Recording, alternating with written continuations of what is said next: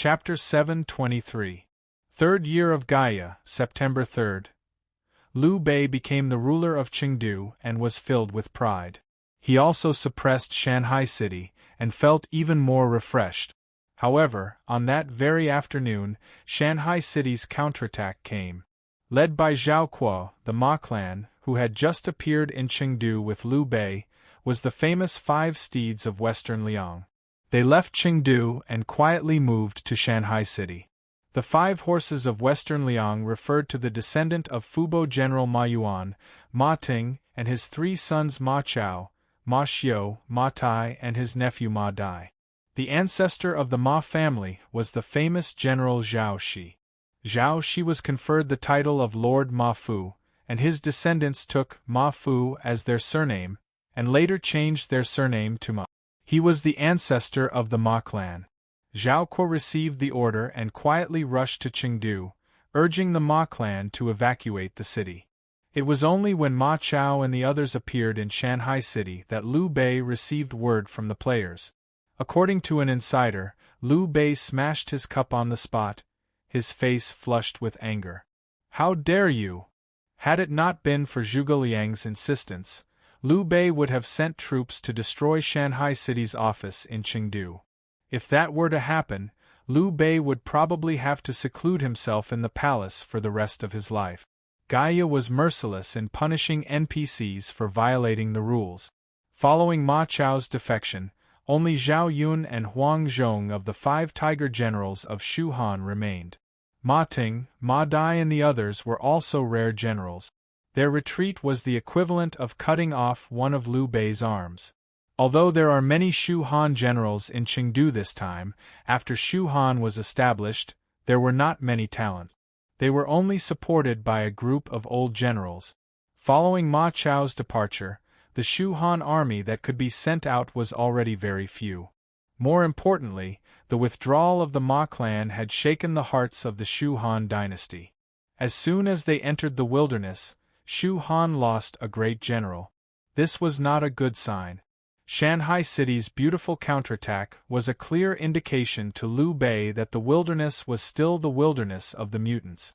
Even if Liu Bei became the ruler of Chengdu, he would not be able to completely control Chengdu. Only Liu Bei knew how painful it was to be slapped in the face.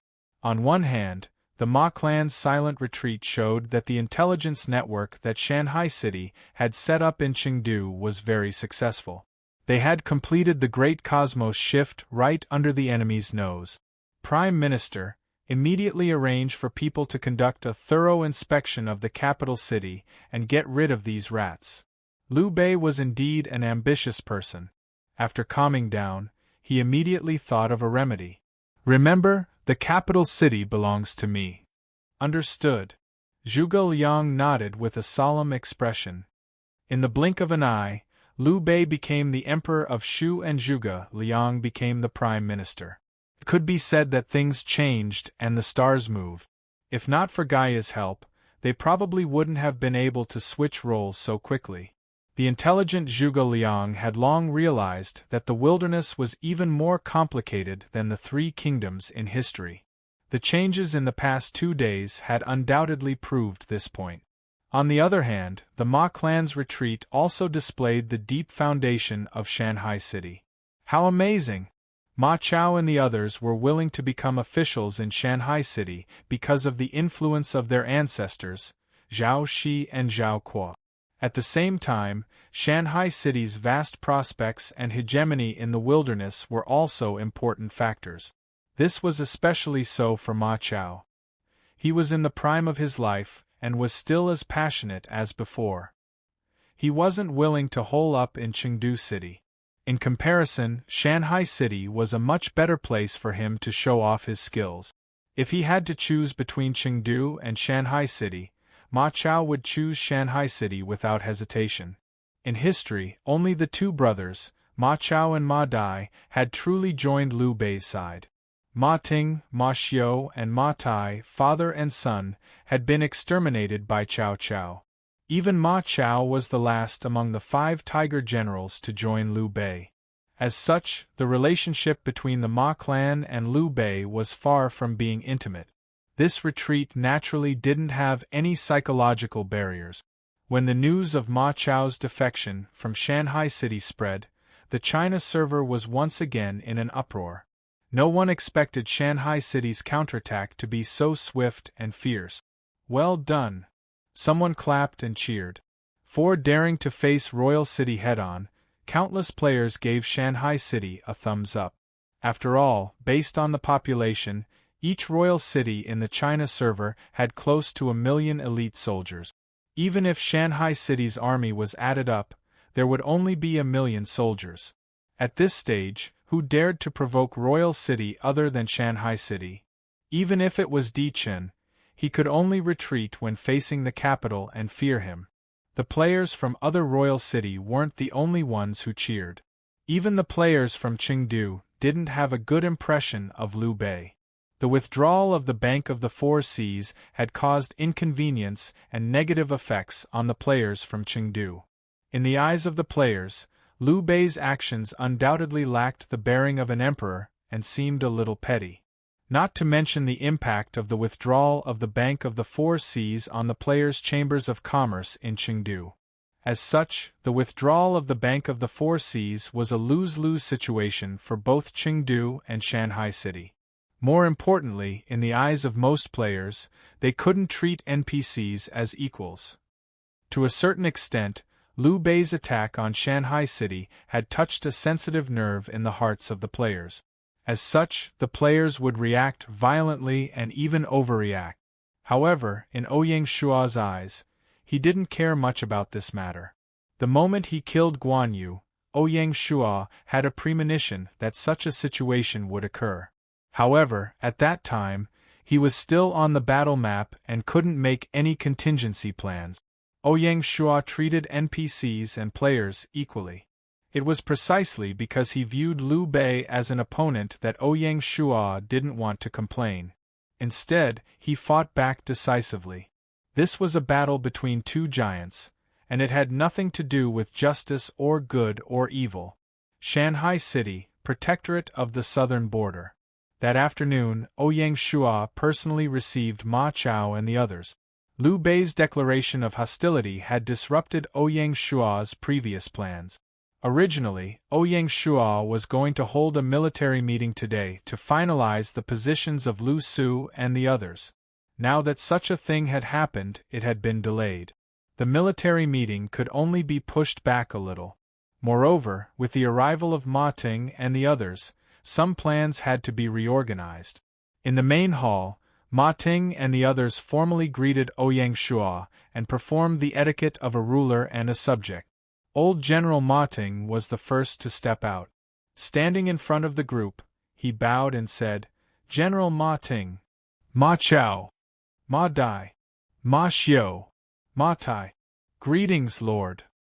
His 3 sons and 1 nephew stood side by side, creating a very eye-catching sight. "Generals, please rise." Ouyang Shua left his seat and walked up to Ma Ting, personally helping the old general up. "Thank you, Lord." Ma Ting stood up and carefully sized up his new master for the first time. Ma Ting's eyes were shrewd and sharp, and he was very good at reading people. Just by looking at him, he felt a chill in his heart, and he no longer looked down on him. When one grew old, they would be somewhat nostalgic. Ma Ting had come mainly to give face to his ancestor, Zhao Kuo. Ma Ting was quite arrogant when he heard that the new master he had never met was a brat. Who would have thought that their first meeting would change Ma Ting's opinion? Although the new master before him was young and had a warm smile on his face, no one dared to be impudent in front of him. However, no one dared to be impudent in front of him or do anything out of line. This was because this person exuded the might of an emperor. No one dared to get close to him. "Old General, can you still fight?" Ouyang Shua asked with a smile. Ouyang Shua also wanted to know if Ma Ting still had the ambition to fight on the battlefield. If Ma Ting didn't want to fight anymore, there would be a position for him in the military affairs department. Ma Ting's eyes widened when he heard this, and he said with emotion, "Don't mention it, Lord. I can still eat 3 bowls of rice in one meal, and I'm good at archery and horsemanship." Good. Ouyang Shua praised. An old general can do two things. Ha ha. Ma Ting laughed loudly when he heard this, feeling very pleased. He immediately agreed with this new master. After all, his new master's temper was so good to him. However, Ma Xiao and the others behind him looked worried when they saw their father like this. Ma Chao and the others originally didn't want their father to fight on the battlefield again. The few of them were more than enough. However, their father's will couldn't be shaken by Ma Chao and the others. Ouyang Shua found it funny when he saw this. Taking this opportunity, Ouyang Shua checked the attributes of Ma Chao and the others. Name: Ma Chao, Emperor level, Dynasty, Late Eastern Han Dynasty, Identity, General of Shanghai City, Occupation, Special General Loyalty, 70 Commander, 70 Martial Power, 98 Intelligence, 65 Politics, 40 Specialty, Fierce Cavalry, increases troop morale by 30, movement speed by 40, attack power by 20, cultivation method, Ancestral Rippling Spear Technique, 36 moves in total. Equipment: Sickle Spear. Remarks: Meng Qi has the bravery of Xian and Bu, and is feared by Chang and Hu Xian. Talented in both literature and martial arts, he is a hero of the world, and the disciple of Bai and Peng. His intellect and bravery are enough to be one of them. Among the three kingdoms, only Ma Chao is comparable to Lu Bu in terms of martial power. With his 98 points of martial power, Ma Chao had carved a bloody path out of the other generals, and was rated as an emperor general by Gaia. Ma Chao and Lu Bu were both fierce generals who were partial. Name: Ma Ting, King level, Dynasty, Late Eastern Han Dynasty, Identity, General of Shanghai City, Occupation, High-Level General Loyalty, 75 Commander, 72 Martial Power, 80 Intelligence, 60 Politics, 45 Specialty, Xiaoyang Iron Cavalry, increases troops attack power by 15, increases troops speed by 25, a skill, omitted, equipment, broadsword. Remarks: Ma Ting is more than 8 feet tall, has a large body, a masculine face and nose, and a virtuous character. Many people respect him. The north is guarded by Hu bandits, and the east is guarded by the White Cavalry. The three ministers love him very much. As for Ma Dai and the others, they were all king-level generals, and their attributes were about the same as Zhou Tai and the others. Chapter 724. Gaia Year 3, September 6. 3 days later, the evacuation of Shanghai City's organizations from Chengdu came to an end. Although the evacuation was hurried, at least there wasn't any major trouble. The aftershock dissipated and the sound disappeared. Southern Border Protectorate, Martial Heroic Hall. The Martial Heroic Hall was a side hall to the west of the main hall. It was used for military meetings. Because the main hall was too formal, Ouyang Shua was not used to discussing business with the generals from a high position. On the contrary, the arrangement of the Martial Heroic Hall was exactly the same as a military camp, which suited Ouyang Shua's taste very well.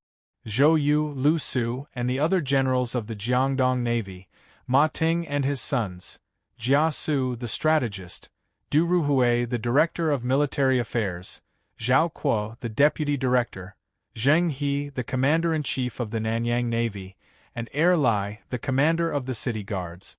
The fierce General Su Chu stood beside Ouyang Shua like an iron tower. Long before the military conference, the appointment of the generals had already been signed by Ouyang Shua. Zhou Yu was officially appointed as the admiral of the North Bay Fleet. He would take up his post the next day. At the same time, Gan Ning was appointed commander-in-chief of the North Sea Bay Fleet's second line. The commander of the first squadron was the Shanghai City Navy's meritorious general, Pei Donglai.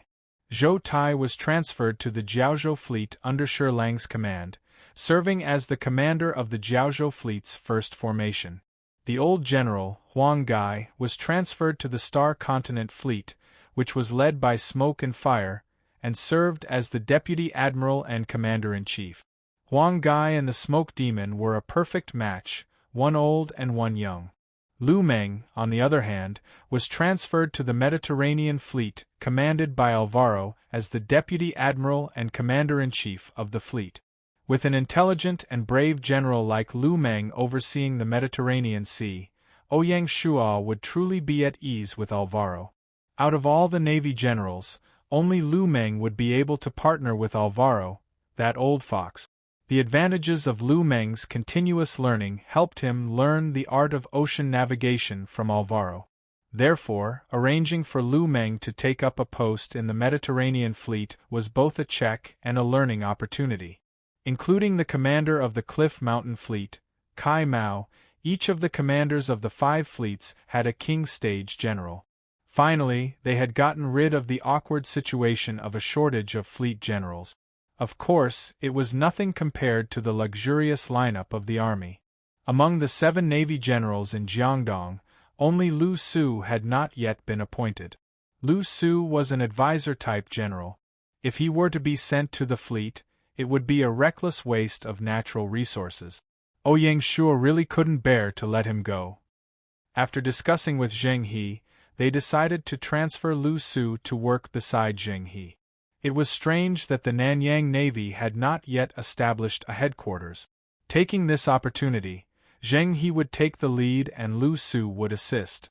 At the same time, a group of officers would be transferred from the 5 fleets, the General Administration of Military Affairs, and the Army Martial Arts Hall to prepare for the establishment of the Nanyang Navy Command.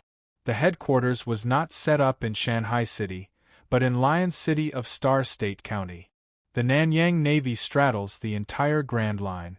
Lion City is in the middle of the route and it is also the choke point of the sea. The headquarters is located here to command and dispatch the 5 fleet. At the same time, it was a strong declaration to the outside world that the Nanyang Navy's target was not inside. The establishment of the headquarters meant that the Nanyang Navy and the General Administration of Military Affairs were no longer subordinate to each other. They were now officially separated and under Ouyang Shuo's direct command. More importantly, it reduced the level of combat command and gave the Navy Commander-in-Chief Zheng He more authority. It fully displayed the Nanyang Navy's mobility and made combat command more flexible. The organizational structure of the Nanyang Navy Command would be based on the structure of the General Administration of Military Affairs. It would set up the Combat Readiness Department, the Military Intelligence Department, the Military Law Department, and the Operations Department. At the same time, the major military ports and the military shipyards along the way would be placed under the jurisdiction of the Nanyang Navy Command. The Nanyang Navy would also gradually establish a separate logistics support system and logistics supply base. When these were all established, the Nanyang Navy could be called a complete naval army. Zhou Yu and the other Navy generals could not hide their shock when they heard the news of the establishment of the headquarters. In the past 3 days, they had learned about Shanghai City and were pleasantly surprised and full of praise. Even Zhou Yu could not help but sigh. He was really a frog in a well before. Everyone's loyalty was raised to a safe value of 70 points. Zhou Yu did not expect to see the Emperor's great courage and foresight on his first military meeting. Only insiders could understand the strategic significance of the establishment of the headquarters for the Navy. It was no exaggeration to say that it was a milestone. The Emperor had completely broken the shackles of the Nanyang Navy in terms of structure, giving them a broader platform to display their abilities and allow them to gallop freely in the vast oceans. Such breadth of mind and boldness were the characteristics of an emperor. In comparison, the Wu Kingdom, which had always been content with its own corner of the world, was nothing compared to Shanghai City. Zhou Yu's heart was filled with pride and ambition. According to the emperor's original request, Lu Meng, Huang Gai, Gan Ning, and Zhou Tai were required to study at the military academy for 2 months before taking up their posts. Zhou Yu and Lu Su could take up their posts immediately. Now that Zhou Yu had changed his mind, he was also prepared to study at the academy and take up his post after graduation. This was the charm of Shanghai City. What Ouyang Shuo wanted was not a group of historical figures who followed the rules and did not move forward, but a group of true elites who could grow with the city. Zheng He's growth was proof of this. Ouyang Shuo also looked forward to the day Zhou Yu became a divine champion. China lacked excellent naval generals in ancient times, but that didn't mean it lacked good students. Since we lack naval generals, we'll nurture them ourselves. Ouyang Shuo said. War Saint Sun Wu, the principal of the military academy, was extremely supportive of this idea. After understanding the vastness of the world, both Sun Wu and Jiang Shang hoped that Shanghai City could become the vanguard of China's domination of the world. Their thoughts were not constrained by the status quo at all. All saints were probably like that. Ouyang Shuo had heard that Confucius had already ended his life of traveling in the wilderness and was preparing to find a secluded place to combine his experience of traveling to carry out a subversive revision of the Confucian classics. When Ouyang Shuo heard this, he immediately invited Confucius to Southwest University China Hall to complete this great undertaking. After all, Southwest University China Hall was blessed by the heavens and had Ouyang Shuo's full support. The old master had already agreed to the proposal and was on his way to Shanghai City. According to the old master, the revision this time would take several years. Ouyang Shuo believed that the moment it was completed, the Confucian classics would shine for 1,000 years. Other than Zhou Yu and the other naval generals who needed to study, the 5 horses of Western Liang would also be studying for 2 months. Ma Chao and the others' positions had yet to be determined. According to Ouyang Shuo's plan, after conquering Yunnan City, his territory would welcome a new round of military expansion.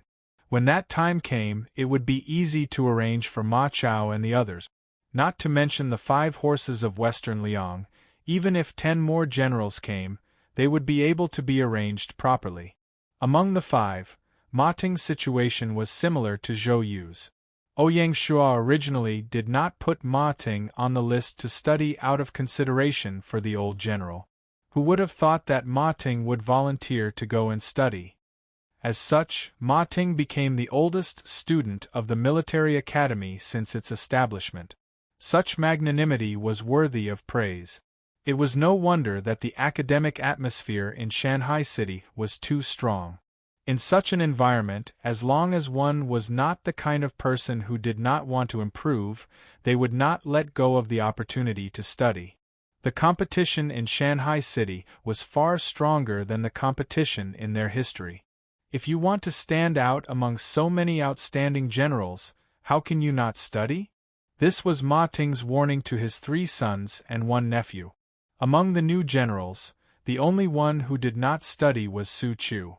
Su Chu had officially replaced the dead Qin Damring as Ouyang Shuo's personal guard captain. Ouyang Shuo did not mistreat this fierce general and gave him the rank of a 5th-rank general.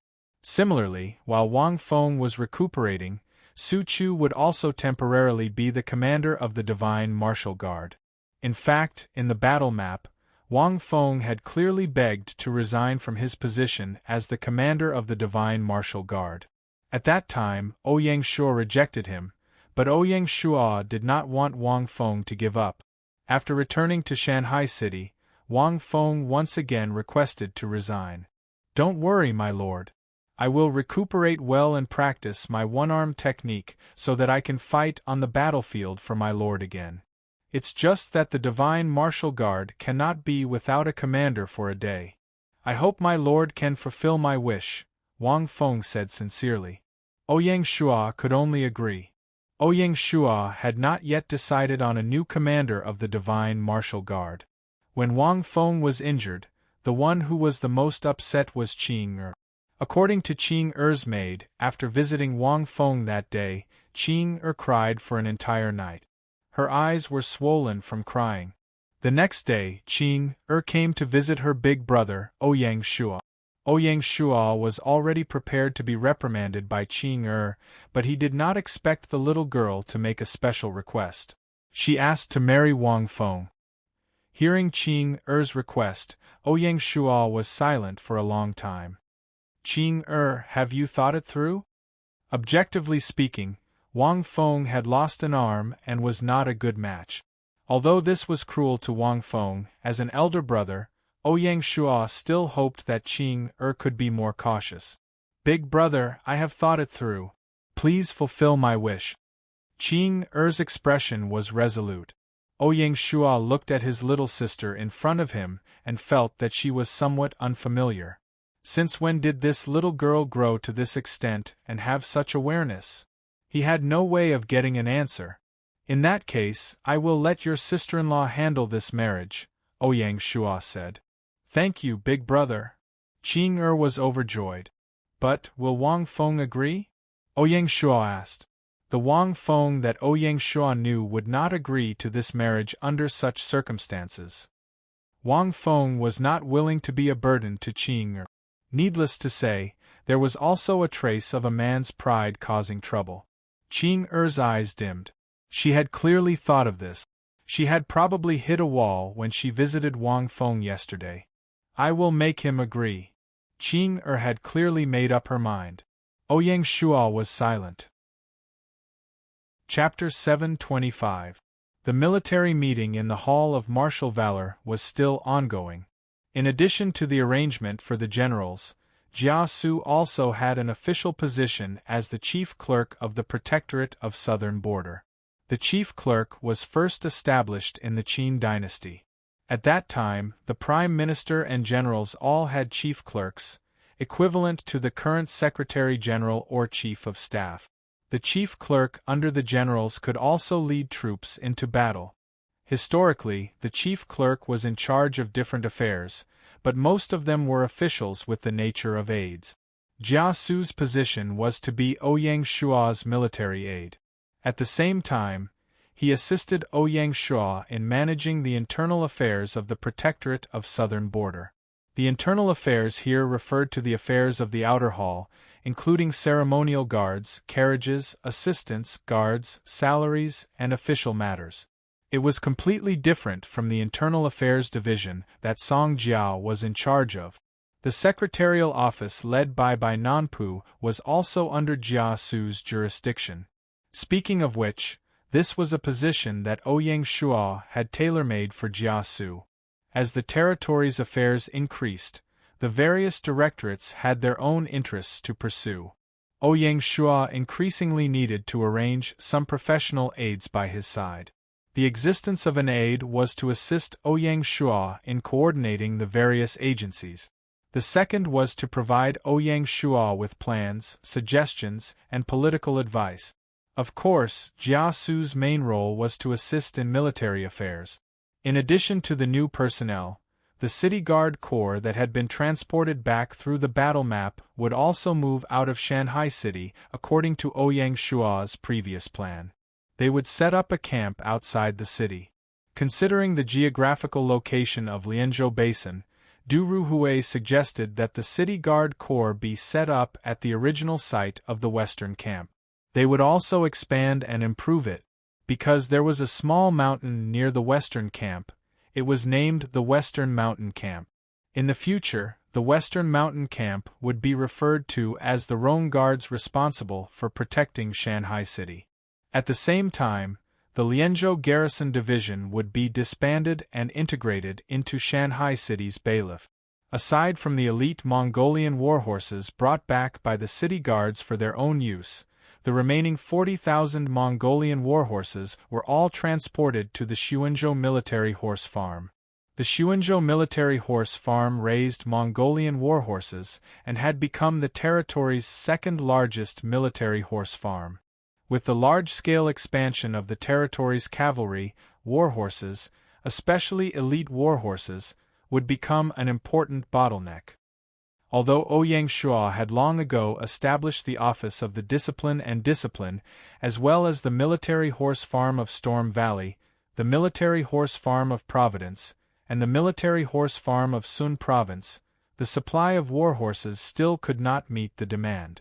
For a long time in the future, the territory would need to purchase warhorses from the outside world, especially Mongolia. The problem was that Shanghai City and Mongolia were located at the northernmost point and southernmost point respectively. It was extremely inconvenient to transport them, and the cost was huge. It was truly a headache. This time, the purchase of 70,000 Mongolian warhorses was completed based on the settings of the war map. Perhaps during the next battle, Ouyang Shuo would use this method to purchase Mongolian warhorses on a large scale. He planned to entrust Lao Ai, Feng Qiuhuang, and other allies to purchase the warhorses first. Then, they would bring them to the battle map through their infantry and hand them over to Shanghai City's infantry to bring them back to Shanghai City. Although the process was complicated, it was the most convenient method that Ouyang Shuo could think of. After solving the problem of the City Guard Corps, the military meeting came to an end.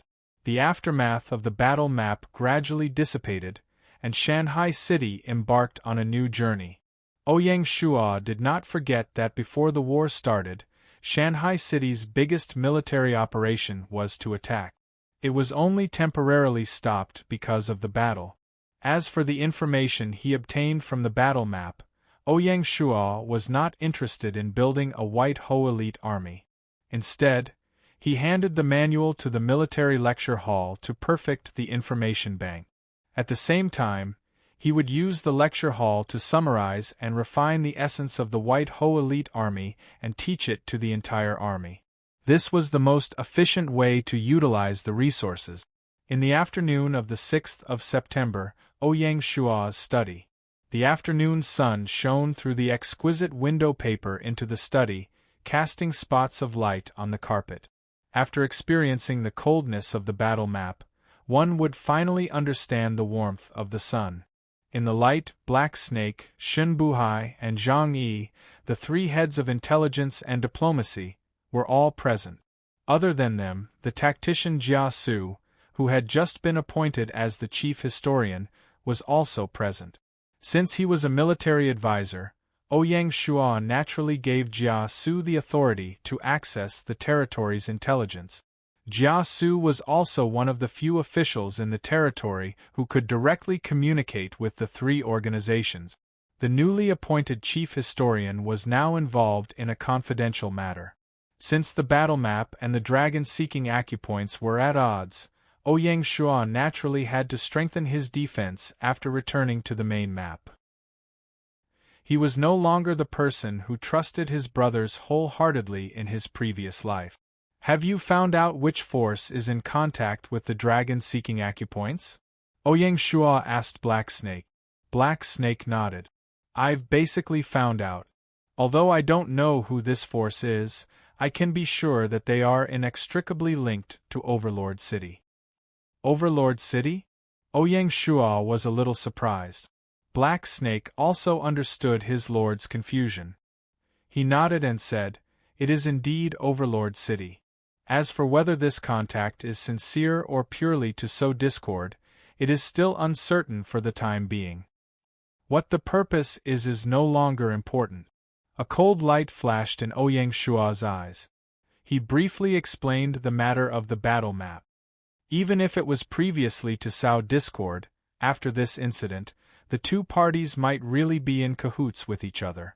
"My lord, what do you mean?" A trace of inexplicable excitement flashed in Black Snake's eyes.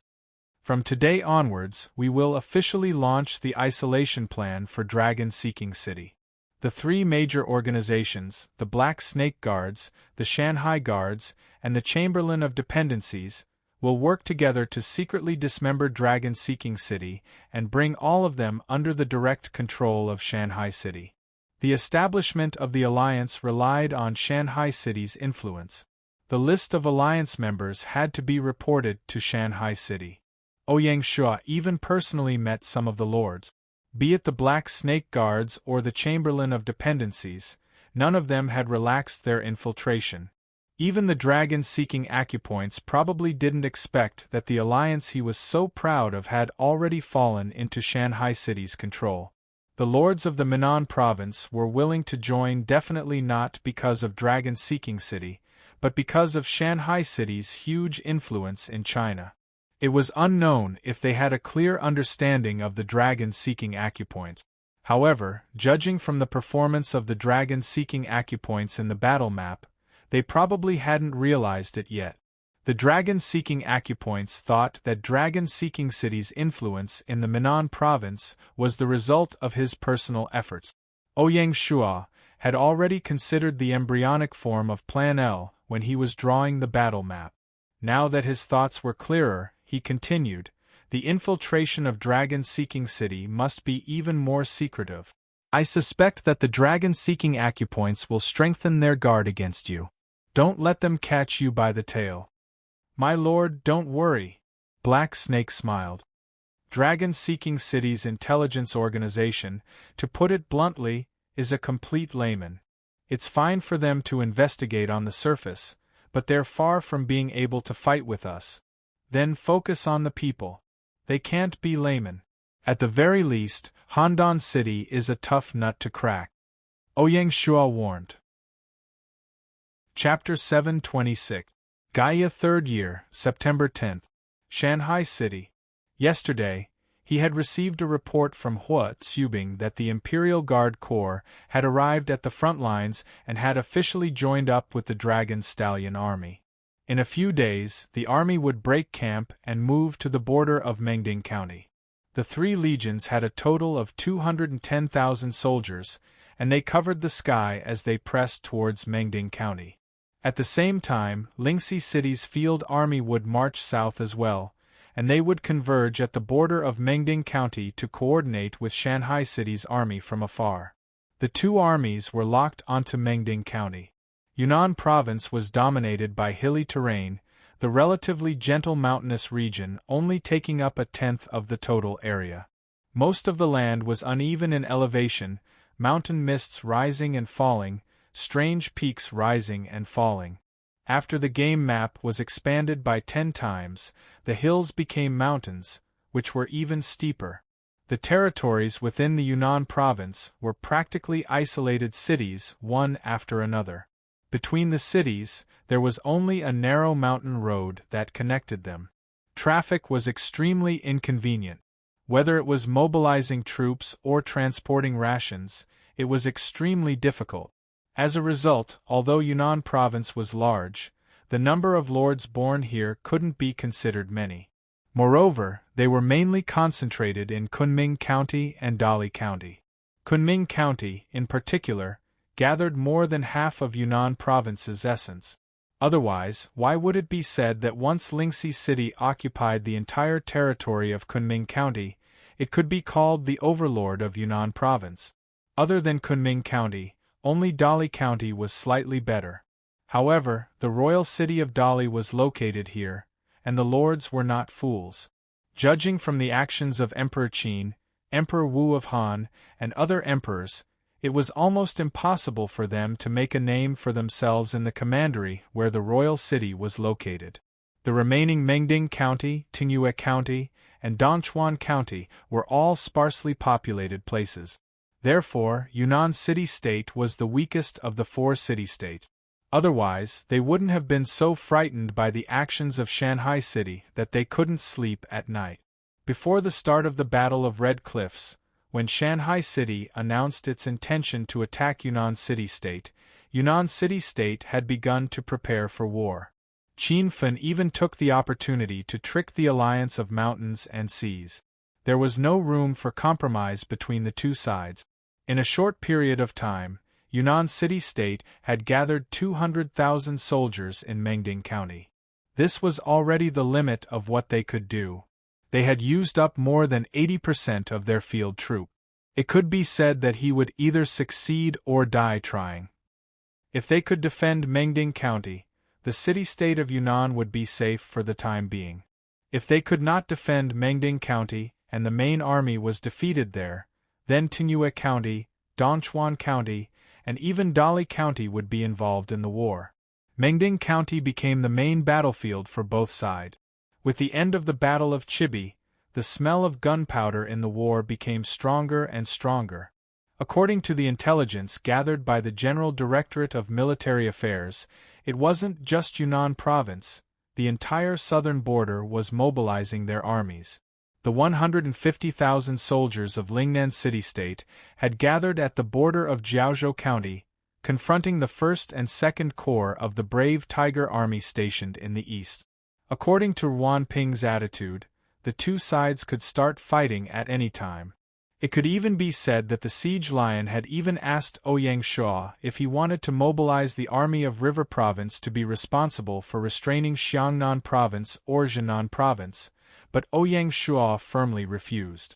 Ouyang Shuo knew extremely clearly that if the River Province made a move, then the nearby Stillwater Province and Southward Province would follow suit and cause a chain reaction. In that case, it would make things more complicated. A single mishap and things would get out of hand.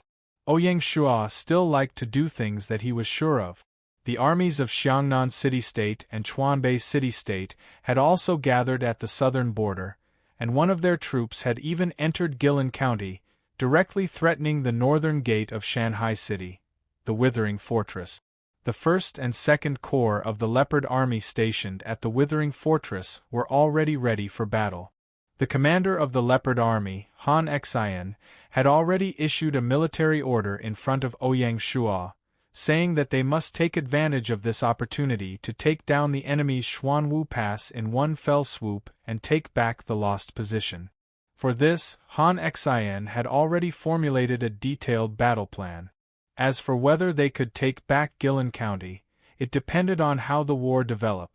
Although the attitude of Chuanbei city-state towards Shanghai City had changed, the determination of Xiangnan city-state to resist Shanghai City was still relatively strong. It was not easy to take back Guilin County from the two major city-states. According to Du Ruhui, whether they could take back Guilin County did not depend on the situation in the north, but on the outcome of the decisive battle between Shanghai City and Yunnan city-state. Ouyang Shuo deeply agreed with this judgment. If the battle goes well, they might take the initiative to spit it out, Ouyang Shuo said. In the battle of the 3rd year of Gaia, Shanghai City alone resisted the 4 major city-states, and it would determine the future of the southern border. The entire China region was paying attention to this unprecedented war. The number of troops involved in this war was estimated to be more than 1 million. The players were looking forward to the birth of a peerless overlord in the southern border, or would Shanghai City suffer a setback in this war, delaying its path to hegemony and causing it to dim? Shanghai City, which had been dormant for half a year, would amaze the world. There was no need to say more about the importance of this war. Therefore, after dealing with the matters of Shanghai City, Ouyang Shuo wanted to rush to the front lines and personally supervise the war. Unexpectedly, while Ouyang Shuo was packing his luggage, 2 uninvited guests came to Shanghai City. The visitors were none other than the brothers Xiahou Dun and Xiahou Yuan, who had just entered the wilderness. The 2 brothers were the legitimate descendants of Xiahou Ying. Therefore, Ouyang Shuo was not surprised by the arrival of the 2. Unfortunately, the 2 brothers, Chao Hong and Chao Chun, did not follow them to Shanghai City. Since the 2 of them came, Ouyang Shuo could only push aside the matters at hand and receive them alone. Shanghai City, Southern Border Protectorate. In order to show his closeness, Ouyang Shuo did not receive the 2 brothers in the main hall, but chose to meet them in the study. At the same time, Ouyang Shuo specially invited Xiahou Ying over to bond. In the war map, the 2 brothers did not have the opportunity to meet Xiahou Ying. Now that they finally met in person, they had to greet him solemnly. Xiahou Ying was tactful and did not usurp the host's position. After a brief greeting, he formally introduced the 2 brothers to his lord and said with a smile, "My lord, please accept these 2 brats and give them some food to eat." The 2 pitiful middle-aged men, Xiahou Dun and Xiahou Yuan, could only be obedient babies. In the words of their ancestor, the 2 great generals had become beggars. Xiahou Yuan's already red face turned even redder from holding back his anger. His single eye looked even more ferocious. Even so, the 2 brothers did not dare to show the slightest dissatisfaction. In ancient times, their ancestors' seniority and status were far too high. Let alone the two brothers, even their father could only be a brat in front of their ancestor. The two brothers looked at each other and could only smile bitterly. They tactfully bowed before Ouyang Shuo could speak and solemnly said, Xiahou Dun, Xiahou Yuan greets my lord. Generals, please rise. Ouyang Shuo smiled and personally helped the two brothers up. Generals, you are both heroes of the present age. I am very happy that you have come to Shanghai City to serve. Ouyang Shuo naturally knew how to behave when Xiahou Ying belittled the two juniors. Sure enough, when Xiahou Dun and Xiahou Yuan heard these words, their expressions clearly relaxed. The two had come to Shanghai City because of their ancestor Xiahou Ying and because of Cao Cao's recommendation. In the war map, Cao Cao had only met Ouyang Shuo a few times, but he could see that Ouyang Shuo was extraordinary. Therefore, he recommended the two brothers to serve in Shanghai City. After all, Cao Cao had already lived in seclusion and did not want the two brothers to hide in the wilderness with him. That would be unfair to them. Not only Xiahou Dun and Xiahou Yuan, but also Cao Chun and Cao Hong were also sent away by Cao Cao. Cao Zhen, Cao Xiu, and Cao Chong were the only ones who stayed by Cao Cao's side. In reality, Cao Chun and Cao Hong had chosen to go to Lingxi City. After all, Cao Can of Lingxi City was the ancestor of the Cao clan. Taking this opportunity, Ouyang Shuo checked Xiahou Dun and Xiahou Yuan's attribute. Name: Xiahou Dun, King Level, Dynasty, Late Eastern Han Dynasty. Identity: Shanghai City General. Occupation: High-level General. Loyalty: 75 Commander, 70 Martial Strength, 70 Intelligence, 75 Politics, 80 Specialty. Rush for rations: increases the Army's rations utilization rate by 15%, increases the rations transportation efficiency by 25%. Technique: omitted. Equipment: Long Saber. Evaluation: Xiahou Dun, who expanded his territory, fought against tens of thousands of soldiers. He plucked an arrow from his withered eye and called for his parents angrily. He saved the people with his loyalty and swallowed the traitors with his hatred. Lone Moon alone surveyed the world, and his achievements illuminated the universe. Xiahou Dun could not be considered a famous general who could fight, but he was definitely the #1 general under Cao Cao's command. Strictly speaking, Xiahou Dun was a logistical general, and was considered unique among the generals. According to historical records, Xiahou Dun was studious and specialized in teaching. Although he was in the army, he would personally welcome his teachers to give lectures. He was also unyielding, and when someone humiliated his teacher at the age of 14, he killed that person. Although he was in a high position, he was frugal and lived a simple life. When he had extra money, he would give it to his subordinate.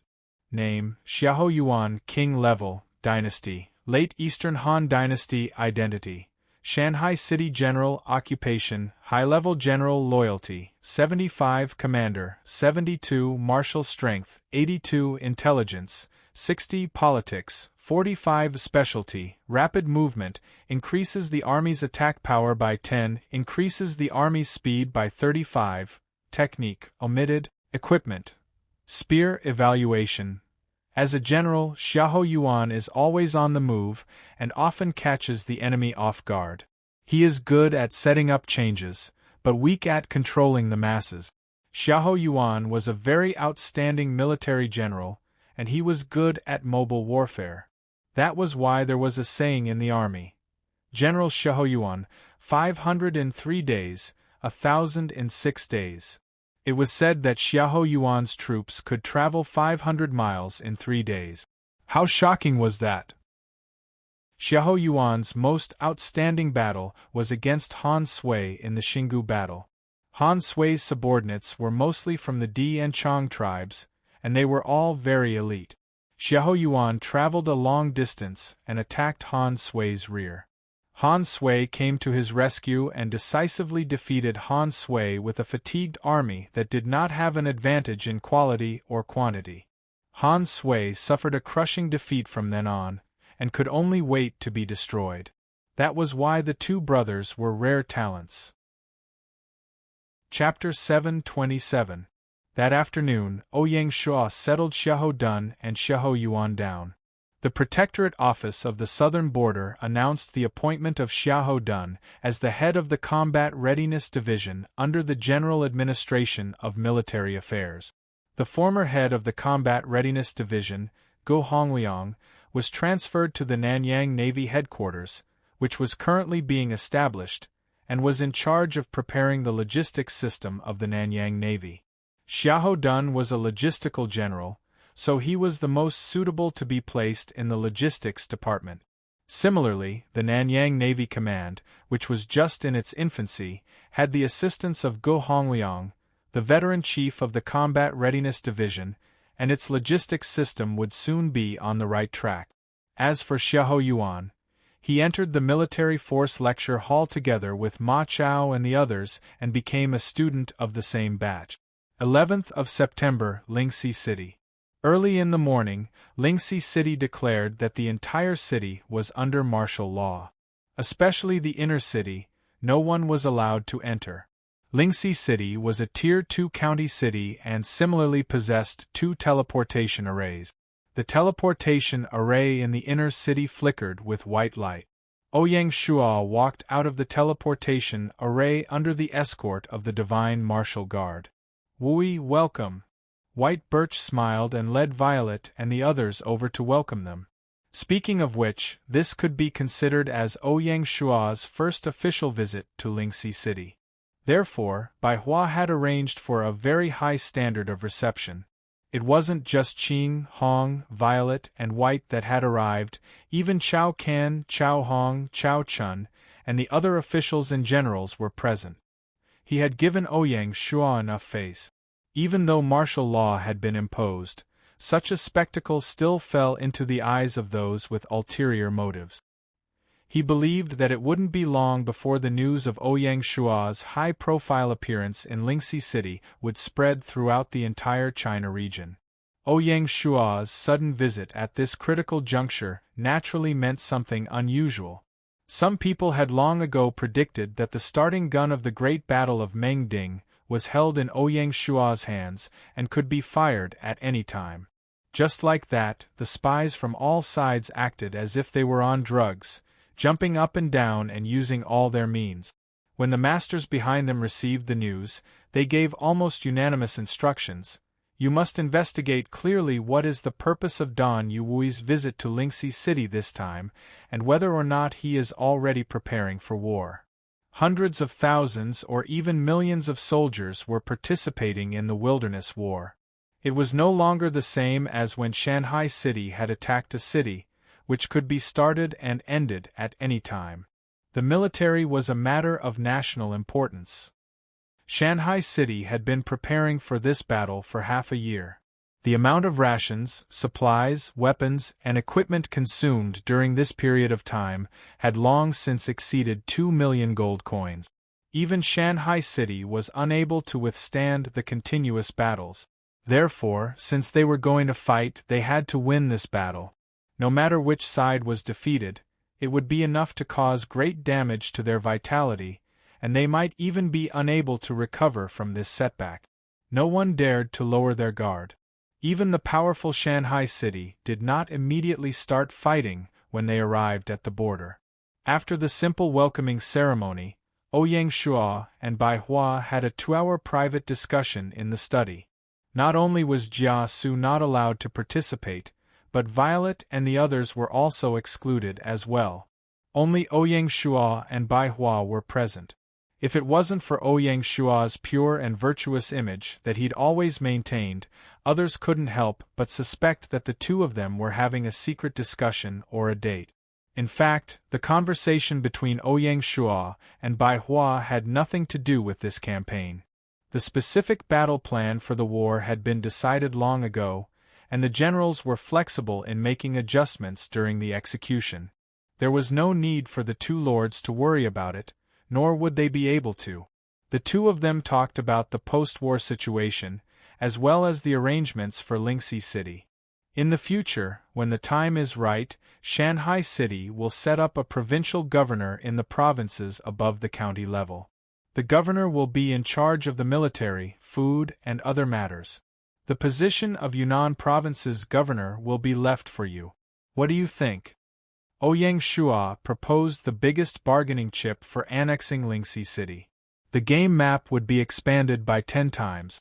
If Shanghai City could occupy the South Cloud Province, South Sichuan Province, and South Ridge Province, the combined area of the 3 provinces would be equivalent to the entire territory of ancient China. Needless to say, the territory would continue to expand. If the Protectorate of the Southern Border were to keep in touch with the county level to manage such a vast territory, not only would it be too busy, but it would also be inefficient. Therefore, when the time was right, it was necessary to set up a provincial governor to assist in the general military and political affairs of the province. The authority of a provincial governor in the game was even greater than that of a Qing dynasty governor. This was especially true in the China region, where a province was equivalent to a country in Europe. In the China region, being able to become a provincial governor was basically Bai Hua's limit. He could already be considered a tyrant among the lords of the China region. Di Chen, Lord Chunshan, and the rest did not rush to expand after occupying a province. Instead, they began a long digestion process. Even with their clan's resources, it was impossible for them to swallow a province in one go. What more Bai Hua? Therefore, Ouyang Shua's conditions were extremely tempting to Bai Hua. "You're quite generous." Bai Hua smiled, feeling a little surprised. He then asked, "What about Violet and the others? What do you plan to do?" Lingxi City was owned by the Lingxi Workshop, not Bai Hua alone. If they are willing to continue to follow you, they will be able to find a suitable position in the future governor's office. If you don't mind, I hope that they can find a suitable position in the territory according to their specialties. Violet and the others had their own specialties. Naturally, Ouyang Shua did not want their talents to be buried. Bai Hua nodded. Ouyang Shua was very sincere. "Can General Zhang Liao's position be retained?" Bai Hua asked. Zhang Liao was currently the commander of Lingxi City's field army. If Lingxi City merged with Shanghai City, Zhang Liao might not be able to continue being the commander of the field army. After all, Zhang Liao was an old general who had followed Bai Hua for a long time. Bai Hua might seem cold, but he was actually very compassionate. Otherwise, he would not have fought for Zhang Liao. Ouyang Shua thought for a moment, then finally nodded. Yes. After Shanghai City expanded its army again, the position of commander was no longer exclusive to emperor-level generals. In addition, Zhang Liao was a top-notch existence among king-level generals. It was not too much for him to assume the position of commander. "It's a pleasure working with you." Bai Hua took the initiative to stretch out her fair hands. "It's a pleasure working with you." Ouyang Shua lightly grasped Bai Hua's hands, his face full of smiles. If outsiders were to see this, they would probably think that the two of them were crazy. The war had not even started, but they had already decided on their own territory. It was extremely arrogant. But both Ouyang Shua and Bai Hua felt that it was only natural. Like them, they were all proud people deep in their bones. After preparing for so long, Ouyang Shua never thought that he would fail. At 11 in the morning, Ouyang Shua and Bai Hua left the study to attend a press conference. In the hall, the major media outlets, led by the Daily News, were already waiting. At the press conference, Bai Hua announced a big piece of news. From today onwards, Lingxi City will represent the entirety of Kunming County and be incorporated into the Southern Border Protectorate manor, Bai Hua said casually. Wow! Even if these reporters were mentally prepared, they did not think that it would be such explosive news. They had only received a notice that Lingxi City would have a major announcement today. Seeing Ouyang Shua appear in Lingxi City, the reporters could only think of the battle with Meng Ding. Who would have thought that they would hear such news? Lingxi City will be merged with the Nanjing Protectorate? Today is not April Fool's Day. The reporters were on the verge of collapsing. Lingxi City is the overlord of the wilderness. How is that possible? The reporters began to ask, "May I ask Lord Baihua, why did you suddenly make this decision?" "It's not really sudden. Baihua did not fall for it. The cooperation between Lingxi City and Shanghai City has long begun. This time, Lord Wui's visit to Lingxi City is for the final confirmation. Is it convenient to reveal the specific details of the cooperation? Was Lingxi City forced to be annexed because of the pressure from Shanghai City?" The reporters did not give up. "The details of the cooperation are confidential and cannot be disclosed to the public." Baihua's expression did not change. "The cooperation between Lingxi City and Shanghai City is a win-win process. There is no coercion. Everyone should know that this is not the first internal merger of the Shanghai Alliance. As early as 2 years ago, Mulan County in the Lianzhou Basin was annexed to Shanghai City. The original Mulan County Lord, Mulan Yu, is now the Zhenan County Governor." Ouyang Shuo did not care what the reporters were thinking and patiently explained, "The cooperation between Shanghai City and Lingxi City is based on the principle of mutual development." Ouyang Shuo's interruption made the other party speechless. Mulan Yu had been promoted from an inconspicuous lord all the way to the county governor. No one could say that Ouyang Shuo was maliciously deceiving his allies and harboring evil intentions. Just think about the other lords in the Lianzhou Basin. They had long disappeared. Only Mulan Yu was still active in the wilderness, and her radiance was even more dazzling. Ouyang Shuo's words of win-win were not just empty words. It was precisely because of this that Ouyang Shuo was able to gain the trust of Baihua and the others. A good reputation was sometimes even more powerful than an army. "Lord Wui, may I ask if this merger is related to the upcoming Battle of Mengding?" The clever reporters cleverly changed the topic to the upcoming battle. Ouyang Shuo smiled and said confidently, "The cooperation between Lingxi City and Shanghai City has already been decided 3 months ago. It has nothing to do with the Battle of Mengding." Of course, Ouyang Shuo changed the topic. After the merger, the two armies will be under unified command. This way, it will be beneficial for the upcoming battle. We do not deny this point. Does this mean that Lord Wui is very confident about this battle? The last question was asked by a reporter from the Daily News. He was also an old friend of Shanghai City. Ouyang Shuo stood up and faced the crowd of reporters. His gaze was firm. "I believe that Shanghai City will win. Yunnan City took the initiative to provoke Shanghai City, so they must pay the price in blood." The press conference came to an end with Ouyang Shuo's unyielding words. Chapter 728. On the eve of the war, the news of Lingxi City being annexed by Shanghai City caused a huge uproar in the wilderness. With the annexation of Lingxi City, the two alliances in the China region seemed to be walking on two completely different paths. Shanghai Alliance continued to devour each other and gradually became one. Yanhuang Alliance, on the other hand, blossomed more and more brilliantly. The underground casinos in the 9 great king cities opened specially for the Mengding War. The odds of betting on Shanghai City was 1-3, while Yunnan City was 1-5. Once the news came out, all the casinos tacitly changed the odds of Shanghai City to 1-2, while Yunnan City was 1-6, widening the gap even further. Obviously, the players were becoming more pessimistic about Yunnan City. At this moment, Yunnan City also made a big move. That afternoon, Di Chen appeared in Tengchong City and announced the alliance between Tengchong City and Handan City. If necessary, Handan City will send troops to assist Tengchong City. At the alliance meeting, Di Chen said such harsh words, as if to counter Ouyang Shuo's previous argument. This made the onlookers even more excited. The players were wondering if this war would turn into a chaotic war in the entire China region. Those who were watching a good show would not mind it getting bigger. Ouyang Shua only smiled when he heard the news. Yan Huang alliance had made a few small moves. How could Ouyang Shua not guard against them in this war?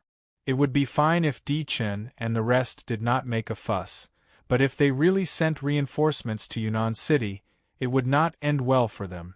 12th of September, Lingxi City.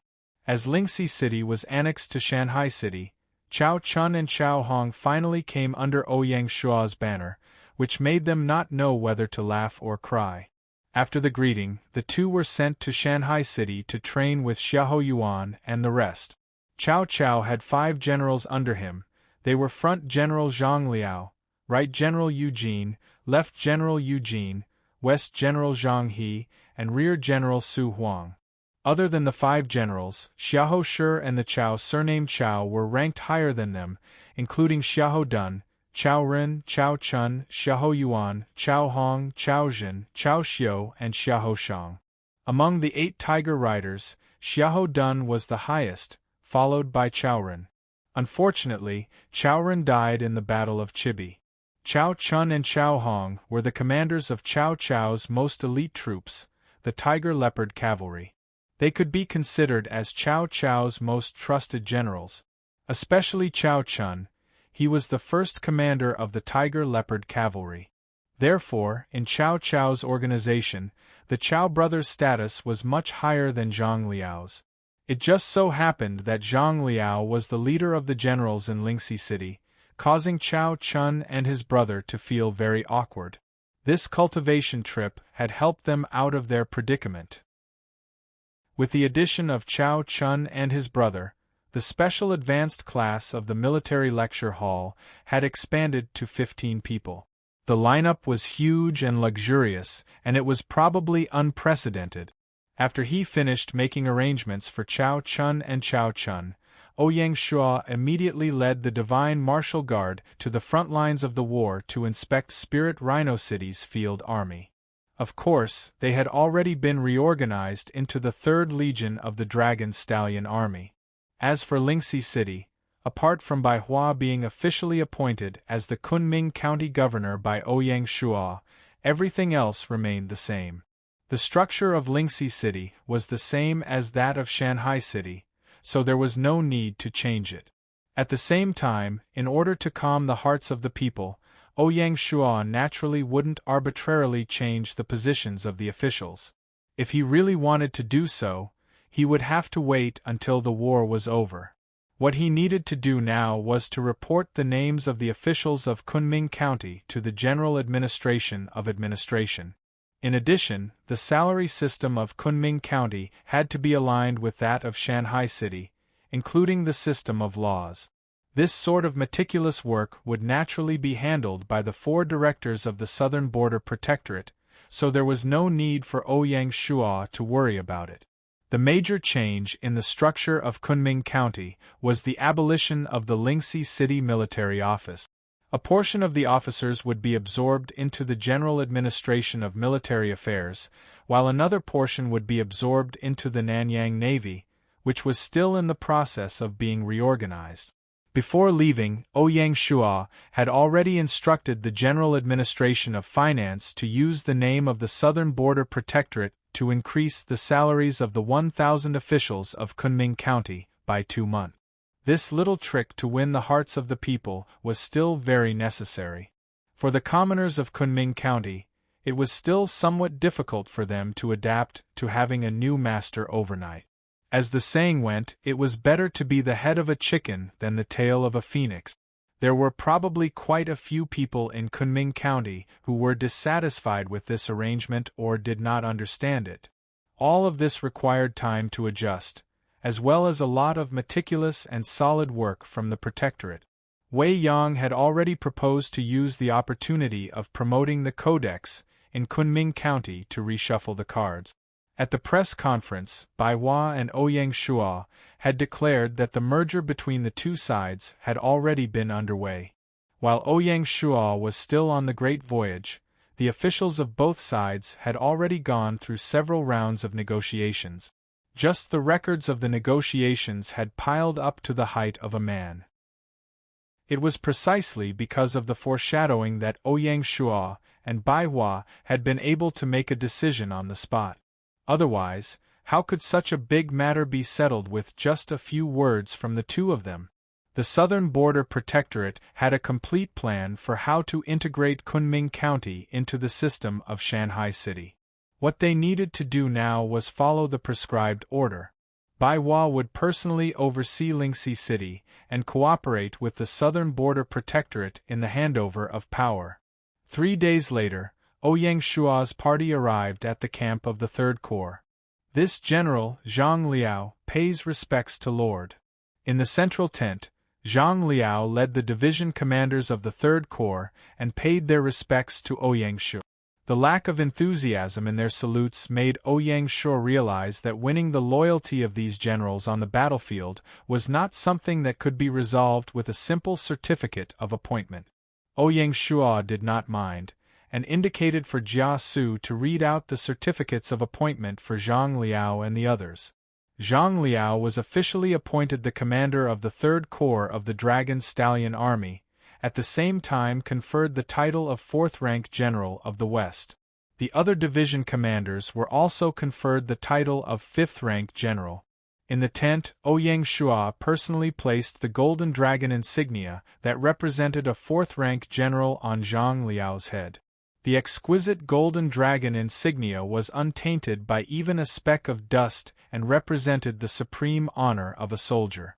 Finally, Ouyang Shuo personally bestowed the banner of the Third Corps on Zhang Liao and solemnly said, "General Zhang Liao, I hope that you will continue to lead the Dragon Stallion Army's Third Corps on the battlefield, bravely slaying the enemy and spreading the glory of the Golden Dragon banner." Zhang Liao solemnly received the banner, a hint of excitement in his eyes. "I will definitely not disappoint, Lord." The Golden Dragon insignia of the 5 division commanders were worn by Jia Su. For a moment, the tent flashed with golden light. By wearing the same Golden Dragon insignia, the generals felt a sense of closeness to Shanghai City for the first time. This kind of supreme honor was not something that a certificate of appointment or money could compare to. "Salute!" Zhang Liao took the lead and saluted Lord once more. "Shua!" All the generals performed a standard military salute in unison. At this moment, the Third Corps had finally begun to submit, finally acknowledging Ouyang Shuo's existence. Ouyang Shuo silently nodded. At least his efforts had not been in vain. "Generals, I have a secret order to read out." Ouyang Shuo returned to his seat of honor, exuding a dignified aura. "We solemnly obey Lord's order." Zhang Liao sensed that something was amiss from Lord's expression, and his heart shivered as he subconsciously focused on listening. The atmosphere in the tent instantly turned solemn. Ouyang Shuo revealed the true goal of this military campaign. Zhang Liao's eyes instantly went wide. This plan was completely different from what he had originally thought. In other words, all of their recent actions had been a smokescreen for the enemy? Simply absurd.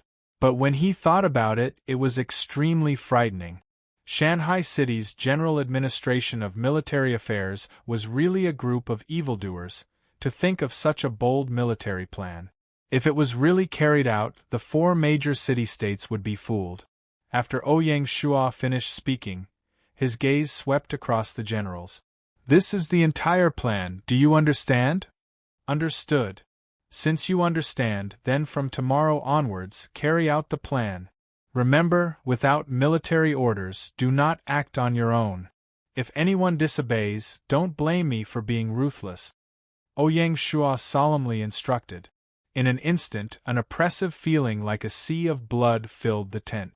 Huge blood bubbles emerged from the sea of blood, and tens of thousands of skeletons bobbed up and down in the sea. Among the skeletons, there were not only human bones, but also giant deep-sea beasts. Countless ghosts floated on the sea, including soldiers, generals, and innocent people. Without exception, they were all dead souls that had died in the hands of Shanghai City, and they let out waves of incomparably mournful cries on the sea. Zhang Liao and the others were horrified when they saw this. Even though they had been through hundreds of battles in front of this sea of blood, they could not help but tremble unconsciously. How many people did they have to kill to have such a bloody aura? In the game, there was not only luck, but also karma. As long as someone died in the Shanghai City Army, regardless of whether it was Ouyang Shua's doing or not, he would have a share. After several years of accumulation, one could imagine the mountain of corpses and the sea of blood that had formed. It was foreseeable that this sea of blood would continue to expand, and there seemed to be no end to it. This was the first time that Ouyang Shua had displayed the pressure of the sea of blood in front of them. Zhang Liao and the other generals then realized that the ruler in front of them was not their previous master, Bai Hua. She was not a weak woman, but an iron-blooded commander who had traversed mountains of corpses and seas of blood, a supreme emperor. In the midst of their awe, a trace of inexplicable excitement flashed in the hearts of the generals. They could clearly feel the different changes that would occur after merging with Shanghai City. The next day, the Third Legion began to move. Strangely, in the next few days, the army frequently moved out, assuming a posture as if they were ready to fight at any time. However, they did not really attack. In any case, the Third Legion did not cross the border. This puzzled the Yunnan city-state army, who were on standby, and they were not prepared to attack until they knew the enemy's purpose. The Third Legion told the public that the ruler had just arrived and wanted to inspect the Third Legion. In the short span of 3 days, the Third Legion had conducted a large military parade and a large-scale military exercise. The problem was that it was somewhat inexplicable to conduct a military exercise at this time. Chapter 729. What does Shanghai City want? Yunnan City Alliance's command center and the city's lords were all present. Everyone was discussing the enemy's abnormal behavior. The Shanghai City Army's inaction made them feel very aggrieved. Could it be that the enemy is deliberately lulling us into letting down our guard before launching a surprise attack? That's possible. Our enemy is very cunning. Qin Fen nodded in agreement. I have already ordered the frontline troops to remain vigilant and prepare for battle. Hearing this, one of the lords of Mengding Commandery explained, I don't think it's that simple. Mengding Commandery is mainly hilly and is not suitable for cavalry to charge on a large scale. Even if the enemy launched a surprise attack, it would have little effect. It's too petty of them to set up a diversion just for a little advantage. It's not like Shanghai City's style. I think there must be some other reason behind this. Then what could it be? The lords felt like their heads were about to explode. They can't be messing with us, right? Who cares what their motives are? In my opinion, we might as well take the initiative to attack. Someone suggested. No. Almost at the same time, 5 or 6 lords objected. Qin Fen was also one of them. If we resist Shanghai City's attack, not only will we receive help from the other cities, but even Handan City has promised to send troops.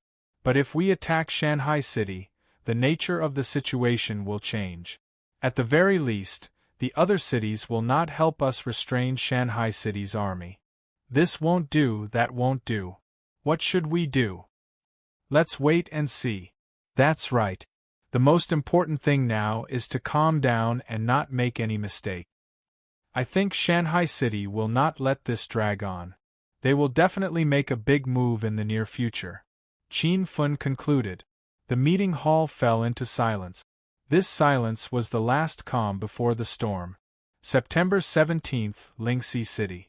The stars in the night sky were shrouded by dark clouds. It was past curfew and the city was silent.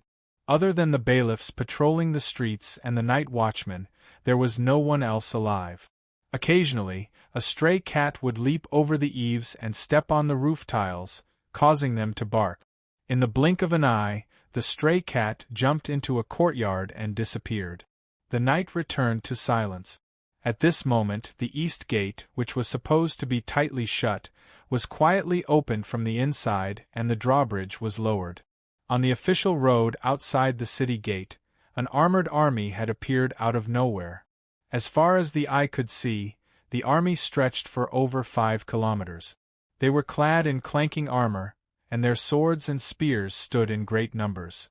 There was no end to them. The army entered the city in a silent formation. Following the streets that had been specially cleared, they advanced quietly and quickly all the way to the teleportation array in the outer city. In order to prevent spies, according to the rules, the outer city's teleportation portal would stop working after the curfew. Therefore, whenever it was time for the curfew, there would be no one around the teleportation portal, which was the busiest during the day. No one would take the risk of being inspected and come to the teleportation formation to enjoy the scenery.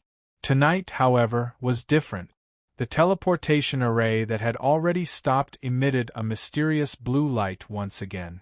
The army did not stop at all. They directly entered the teleportation array and disappeared.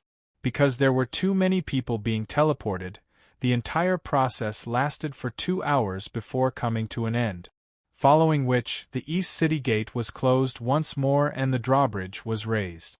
Lingxi City, shrouded in the darkness of the night, seemed as though nothing had happened at all as it regained its tranquility, waiting silently for the sun to rise once more.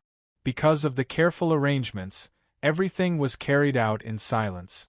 No one knew what kind of impact this secret operation would have on the upcoming war in the southern region and the structure of the entire China region. The night grew darker and darker. Even the last bit of starlight was hidden in the clouds and disappeared. The entire southern region was shrouded in the dark clouds of war and could not be at peace. Under the dark clouds, who was the chess player and who was the chess piece? It was night. Zhenhai City, Lingnan Province. Outside the isolated territory of Zhenhai City was a chess piece that Ouyang Shua had embedded in the heart of Lingnan City. Ruan Ping and the others had tried several times to remove this nail, but to no avail. Song Wen, the city governor, had grown up rapidly after a period of training. He was calm and steady in the face of danger. Xiao He, the chief of the administrative office, had a very high opinion of Song Wen and intended to recommend Song Wen for the position of county governor. Ouyang Shua approved of Xiao He's proposal very much. As long as the time was right, Song Wen's promotion would be right in front of him. Obviously, Ouyang Shua's trust in Song Wen and Song Wu was not affected when the Song family's disciples committed murder on the streets in Shanghai City and Old Master Song's favoritism.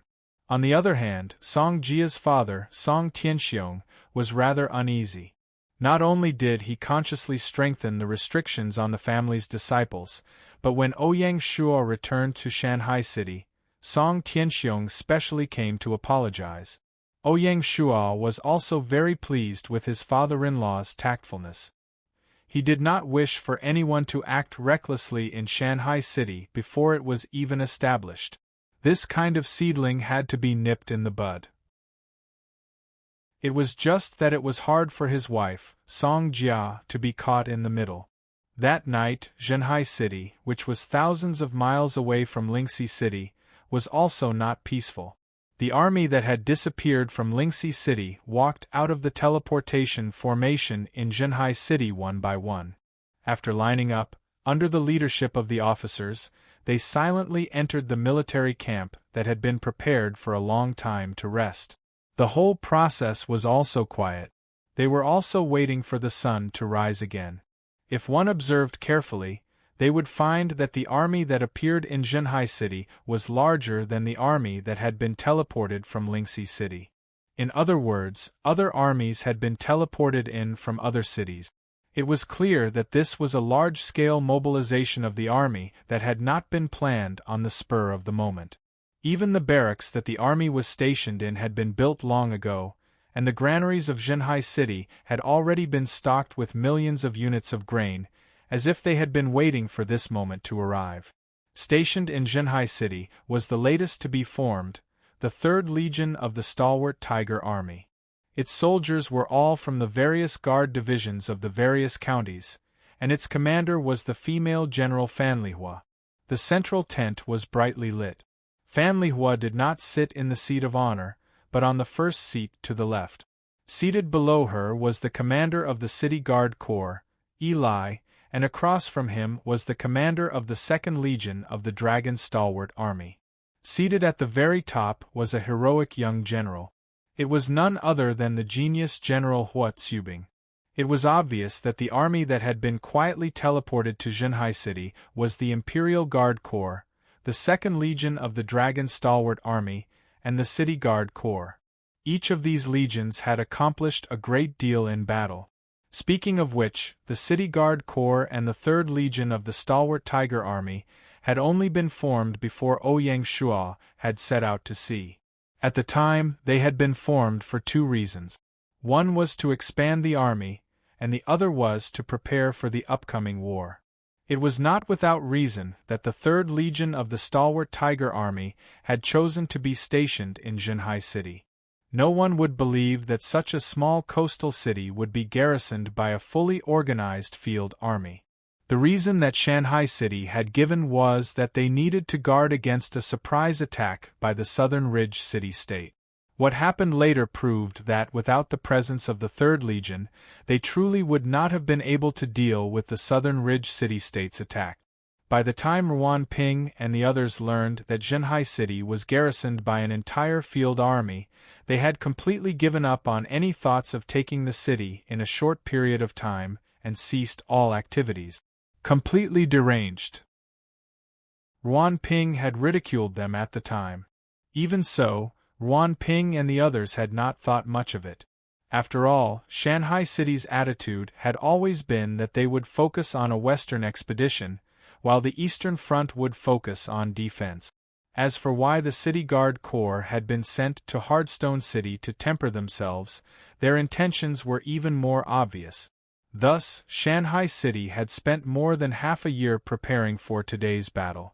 They had taken into account all aspects of their army, resources, intelligence, and public opinion. It could be said that they had painstakingly worked hard. Otherwise, Ouyang Shua would not have been so full of confidence.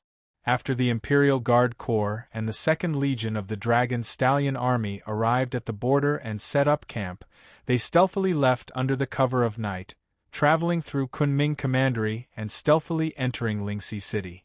Ouyang Shua's high-profile appearance in Lingxi City and his high-profile inspection of the 3rd Legion of the Dragon Stallion Army, as well as his military parade and exercise, had all been to attract the attention of spies from all sides. This was to provide cover for the Imperial Guard Corps and the 2nd Legion of the Dragon Stallion Army to escape.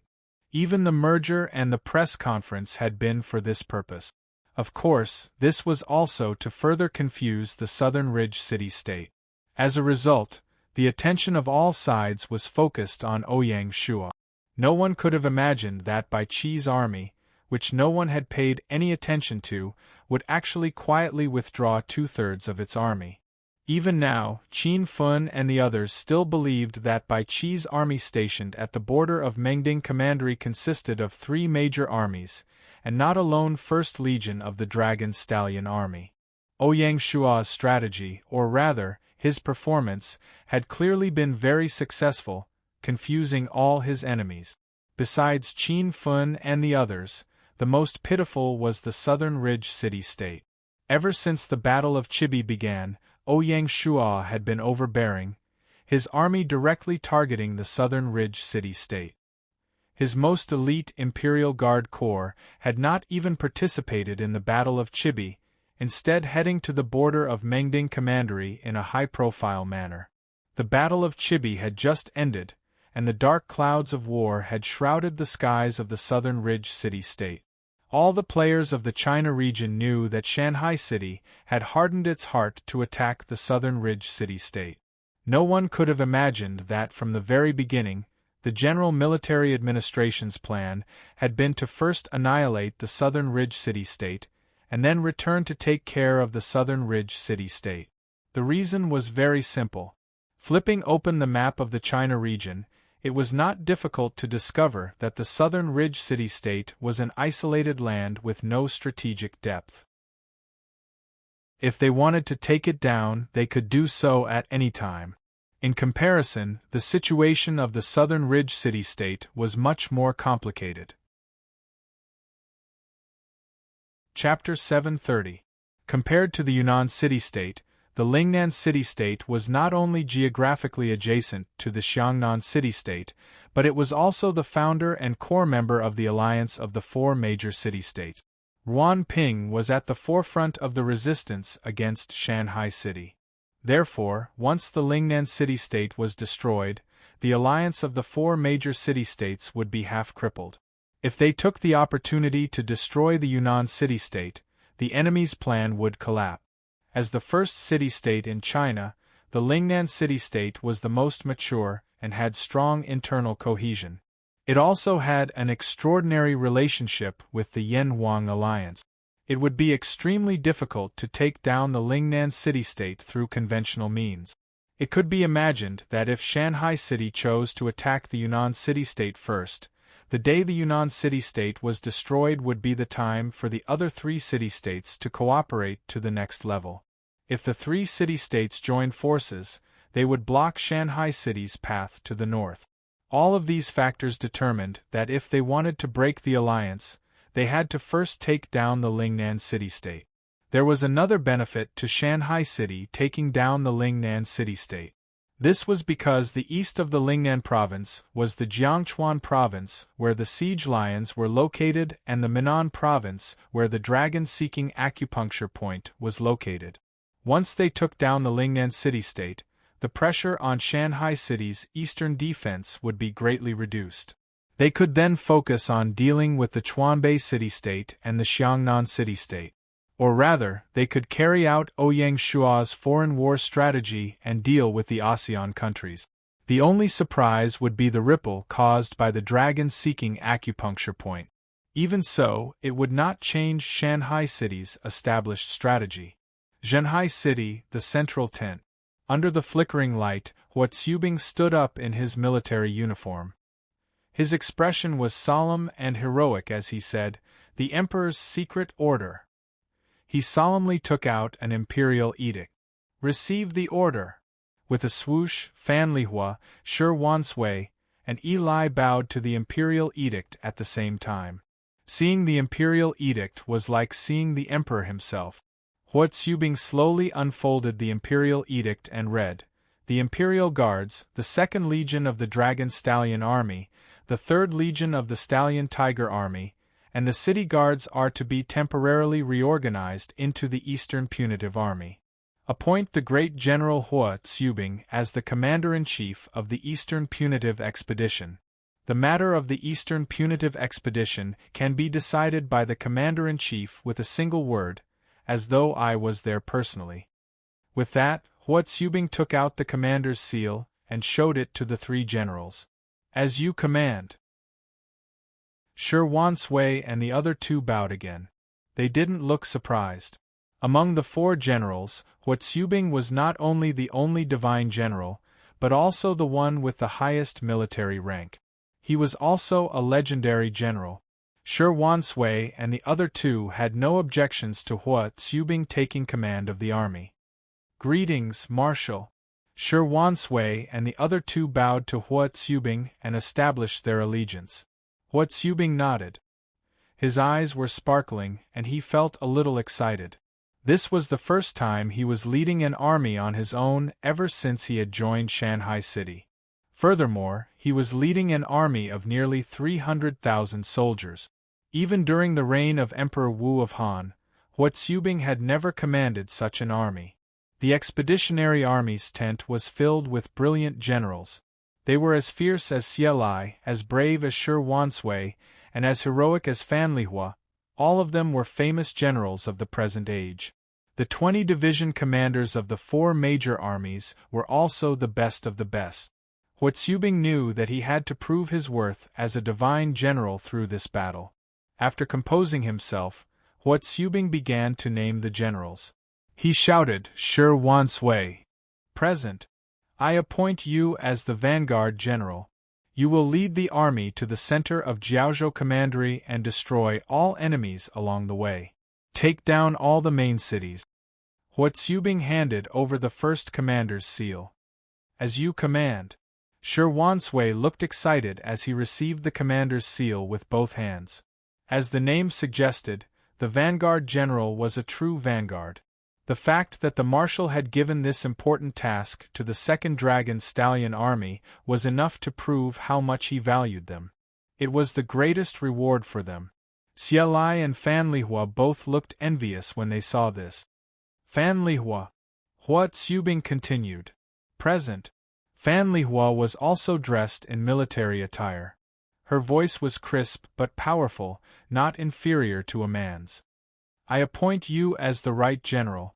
You will lead the army to the east of Jiaozhou Commandery. Take a roundabout route and attack the cities and stronghold. At the same time, be ready to support the front line at any time. Do not act on your own, Hua Tsubing ordered solemnly. As you command. Fan Lihua nodded solemnly. She was stationed in Oceantown, so she could be considered to be well versed in the geography of half of the Southridge province. She was the most suitable person to lead the army in a roundabout route. As for supporting the front line, that was also part of the job. In ancient times, when the number of soldiers exceeded 100,000, it was impossible to gather the entire army in one place. Instead, the army had to be divided. There were three main reasons for this. First, there was the problem of supplies. The biggest problem in ancient wars was the problem of supplies. If an army exceeded 100,000, the amount of supplies needed would be astronomical, and the number of auxiliary soldiers responsible for transporting supplies would increase exponentially. The burden on the country was enough to drag a rich country into the abyss and beyond redemption. There were countless similar incidents in history. The most famous one was when Emperor Yang of Sui conquered Goguryeo 3 times. Large amounts of supplies had been transported from the south to the far north. A wheelbarrow full of grain had not even reached its destination when the cart driver ate up all the grain on the way. When it was time to hand over the supplies, all that was left were tattered carts. It was a shocking sight. Fortunately, the supply of supplies was not too big of a problem in this war. In the 3rd year of Gaia, none of the surviving territories had a shortage of food. Thus, the granaries of the cities along the way would be stocked with food. It was September, and the first rice harvest had just ended. There was more than enough supplies. Thus, the army could completely resupply along the way. Second, there was the problem of command. In ancient times, there was no advanced communication system like the modern army. Commanding a single soldier was impossible.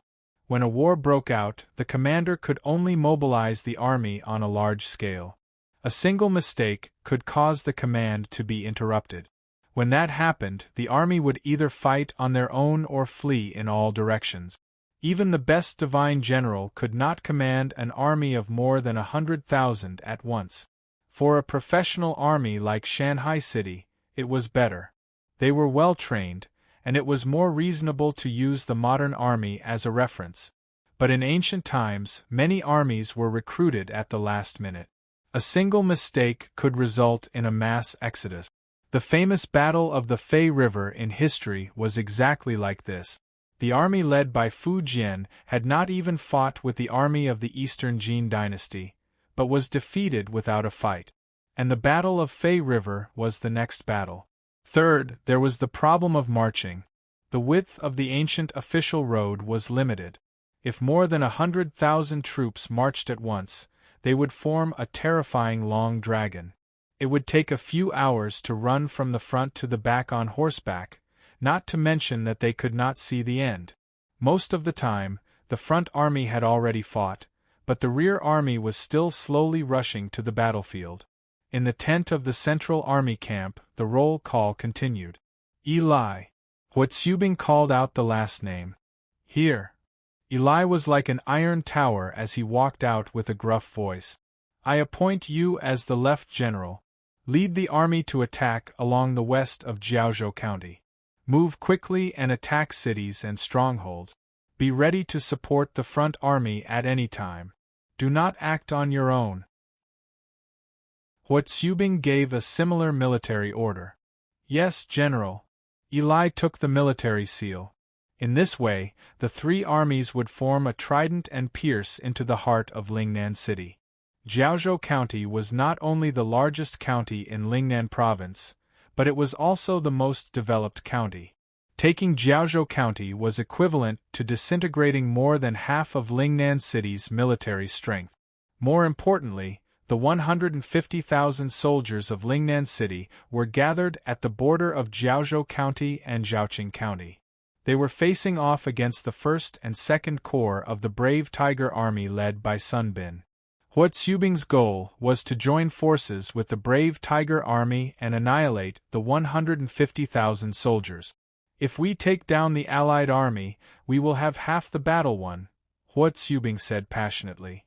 Shi Wansui and the others were also full of fighting spirit. However, Hua Tsubing changed the topic with a solemn expression and raised his eyes. The enemy has the home advantage and can teleport at any time. If we are not careful, our army might be defeated one by one. The army of Shanghai City could use the heaven and earth great shift, so naturally, the allied army of Lingnan City would not be a problem. The cost of teleporting the three armies from Shanghai City alone would cost 210,000 gold coins. In times of crisis, Ruan Ping and the others would not be stingy with the cost of teleportation. This way, the Allied army could form a teleportation network with the major cities as node. They would not dare to say much, but they could still afford to teleport 2 or 3 times. This also means that the enemy could appear in any of the major cities that we have not conquered. Therefore, the armies must push forward to ensure that no one escapes from our rear. Hua Tsubing continued, more importantly, the three armies must maintain contact at all times. Once the enemy sets up an ambush in one of the cities, the other 2 armies must rush over as reinforcements in the shortest time possible. Understood. Shi Wansui and the others nodded. The army of Shanghai City had experienced this when they attacked Liezhou County and Zhaoqing County. Hua Tsubing knew that everyone present was a famous general, so he did not need to remind them. He smiled and said, "The enemy's ambush is a crisis, but also an opportunity. The Black Snake Guards and Shanghai Guards under your command have already set up an inescapable trap in Lingnan Province. No matter which city the enemy teleports to, we will know immediately." The intelligence network of Shanghai City was now incomparable to that of Liezhou County and Zhaoqing County. Ouyang Shua had spent millions of gold coins, so he would not waste his efforts. If Lingnan City wanted to use this opportunity to ambush the army of Shanghai City, they would have made a mistake and would definitely suffer a huge setback. Once we confirm the enemy's teleportation location, we must lock onto them. Then, we will work with the brave Tiger Army in the west to surround them and trap them in the city, Hua Tsubing said. Understood. Chapter 731. The morning sun shone brightly as it rose. In the morning light, the three armies were like 3 dragons emerging from the sea. They set out from the west, north, and east gates of Oceantown in a grandiose fashion. Hua Tsubing did not linger in Oceantown after sending off the 3 armies. In Hua Tsubing's plan, he did not leave a rear army to hold the fort, much less a reserve force. Hua Tsubing would personally lead the Imperial Guard Army from the northeast to Chaozhou County, the easternmost part of Lingnan Province. He would then head north from Chaozhou County to attack Shaozhou County, the northernmost part of Lingnan Province. To the north of Shaozhou County was Xiangnan Province. Long-range attacks were Hua Tsubing's forte. At the same time, the Jiaozhou fleet stationed at the Jiaozhou harbor outside the city had also set off. Passing through the Pearl River system, they entered Lingnan Province. The Jiaozhou fleet's mission was to provide cover for the army along the waterways. When necessary, it was to transport rations and supplies on a large scale, or even directly transport the army. In the waters of Lingnan Province, the Jiaozhou fleet was invincible and had no natural enemies. If a territory's main city happened to be built on the Pearl River, they could only blame it on their bad luck. Jiaozhou Navy Commander Shi Lang was an experienced naval general. Under Shi Lang's command, the role the Jiaozhou fleet would play in the Battle of Lingnan was worth looking forward to. At around 9 in the morning, the 10,000 Years Army crossed the border of Oceantown and officially entered enemy territory. The enemy's border guards were annihilated by the army before they could even react. The flames of war were ignited. In just one morning, the various armies found their targets and began to attack. All of Jiaozhou County was engulfed in the flames of war. Only then did the news of Shanghai City's change of target spread. The world was shocked. Yunnan Province, Alliance Headquarters. Is the information accurate? Qin Fun confirmed with the intelligence officer for the third time. It's absolutely true. According to the reports of our spies, we can confirm that Shanghai City's Imperial Guard Army, 2nd Dragon Stallion Army, City Guard Army, and 3rd Tiger Army are all in Lingnan Province. Phew! Qin Fun let out a long sigh. He didn't know if he should rejoice or be angry. It couldn't be clearer. From the beginning to the end, Shanghai City's target had always been the Lingnan City-State. The Yunnan City-State was just a smokescreen set up by the enemy to confuse everyone. Damn it! The enormous pressure was suddenly lifted, and Qin Feng faintly felt a trace of anger from being looked down upon. Does this mean that Shanghai City has never seen us as opponents of the same level? What should we do now? Take the initiative to counterattack? Someone suggested. Qin Feng suppressed the indescribable emotion that had just ignited in his heart. He shook his head and said, "Counterattack what? Don't forget, the enemy still has 2 field legions stationed at our border. Which one of you has the confidence to defeat the enemy's 2 legions with just 200,000 soldiers?"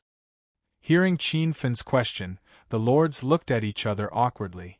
Putting aside the newly reorganized 3rd Legion of the Dragon Stallion Army, the 1st Legion of the Dragon Stallion Army, personally led by Killing God Bai Qi, was one of the oldest legions of Shanghai City.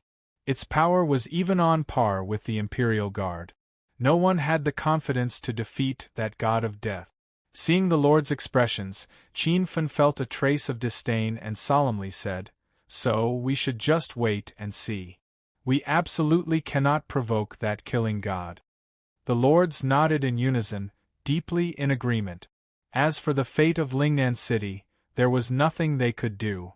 After all, Ruan Ping had only promised to restrain Shanghai City's Stallion Tiger Army during the meeting between the 4 city-states. Now that they had taken the initiative to restrain the Dragon Stallion Army, they had already done their part. My friend, good luck. South Xiangnan Province, Rosy Cloud City. Within the Lord's residence, south of Rosy Clouds had just received the news and immediately summoned Zhang Liang to discuss countermeasures. She anxiously asked, "Zifeng, how should we respond to Shanghai City's attack on Lingnan City? What do the others think? Them? A bunch of cowards." South of Rosy Cloud's expression turned ugly at the mention of this. "Their intention is to maintain the original plan. We will be responsible for restraining Shanghai City's Leopard Tau army and will not act rashly." Zhang Liang nodded, seemingly unsurprised. South of Rosy Clouds frowned. "Does teacher also think that we should bide our time?" "No." Zhang Liang shook his head. "My lord, the situation may be worse than you think." Then, Zhang Liang began to analyze the current battle situation with his lord, focusing on the strategy he had laid out. It can be foreseen that once Lingnan City falls, the strategy will be broken. At that time, we will have to face Shanghai City alone, which is more than twice as strong. At that time, will my lord still have the confidence to resist the invasion of Shanghai City? Zhang Liang finally said. Zhang Liang's analysis was exactly the same as the strategy formulated by Shanghai City. The title of sage strategist was indeed well-deserved. Before leaving home, Zhang Liang could clearly see the strategic goal of Shanghai City. It was truly admirable. South of Rosy Clouds broke out in a cold sweat when she heard this. "I'll go and explain it to them now." south of rosy clouds got up and left in a hurry. Seeing this, Zhang Liang secretly shook his head. Sure enough, in less than an hour, south of rosy clouds returned again, looking dejected. Damn it, they're all a bunch of short-sighted people. South of rosy clouds cursed. Obviously, the result of the discussion he had convened with the lords of Xiangnan City was not ideal. Not everyone had the courage to cut off their means of retreat. After all, not everyone had a far-sighted vision. The lords naturally had no objections to the defense of their territory. It was their responsibility to defend their territory. However, they were somewhat unwilling to take the initiative to send troops to Lingnan and directly face the army of Shanghai City. The battle situation is unclear now, and the war has just begun. It's not too late to make a decision after Lingnan City asks for help. The lords tried to evade.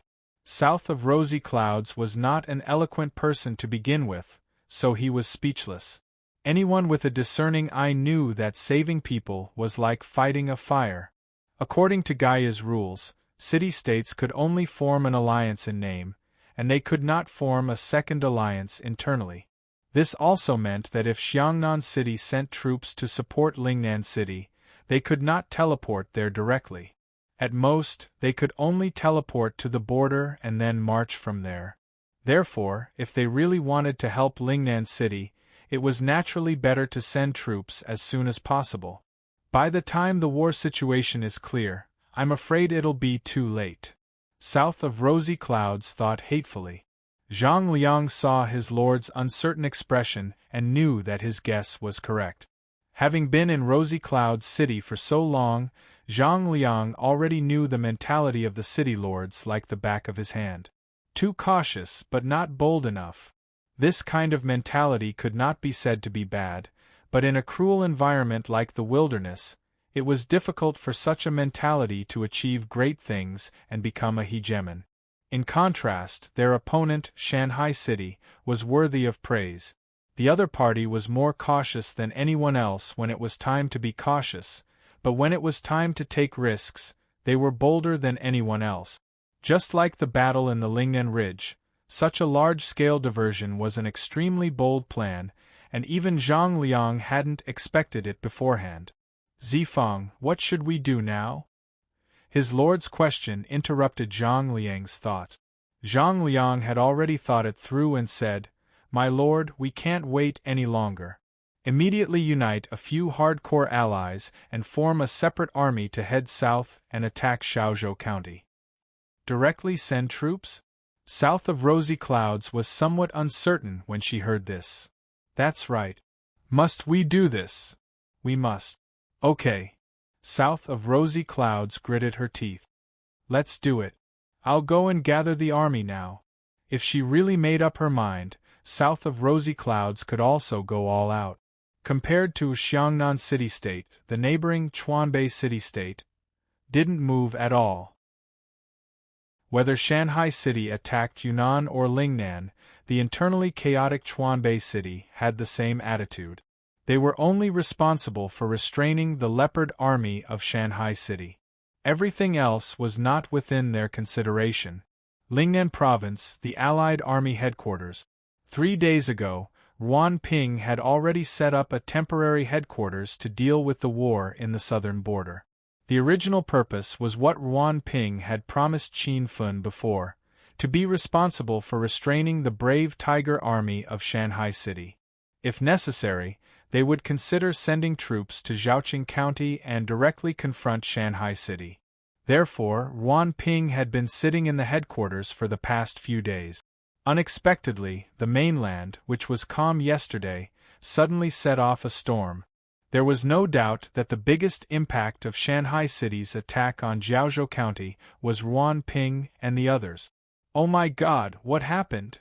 After being resurrected in King City, the overlord that had been killed still had a confused look on his face. The other lords in the headquarters were even more panicked. How could this be? It's over, it's over. Damn it, that's not how the script is supposed to be, okay?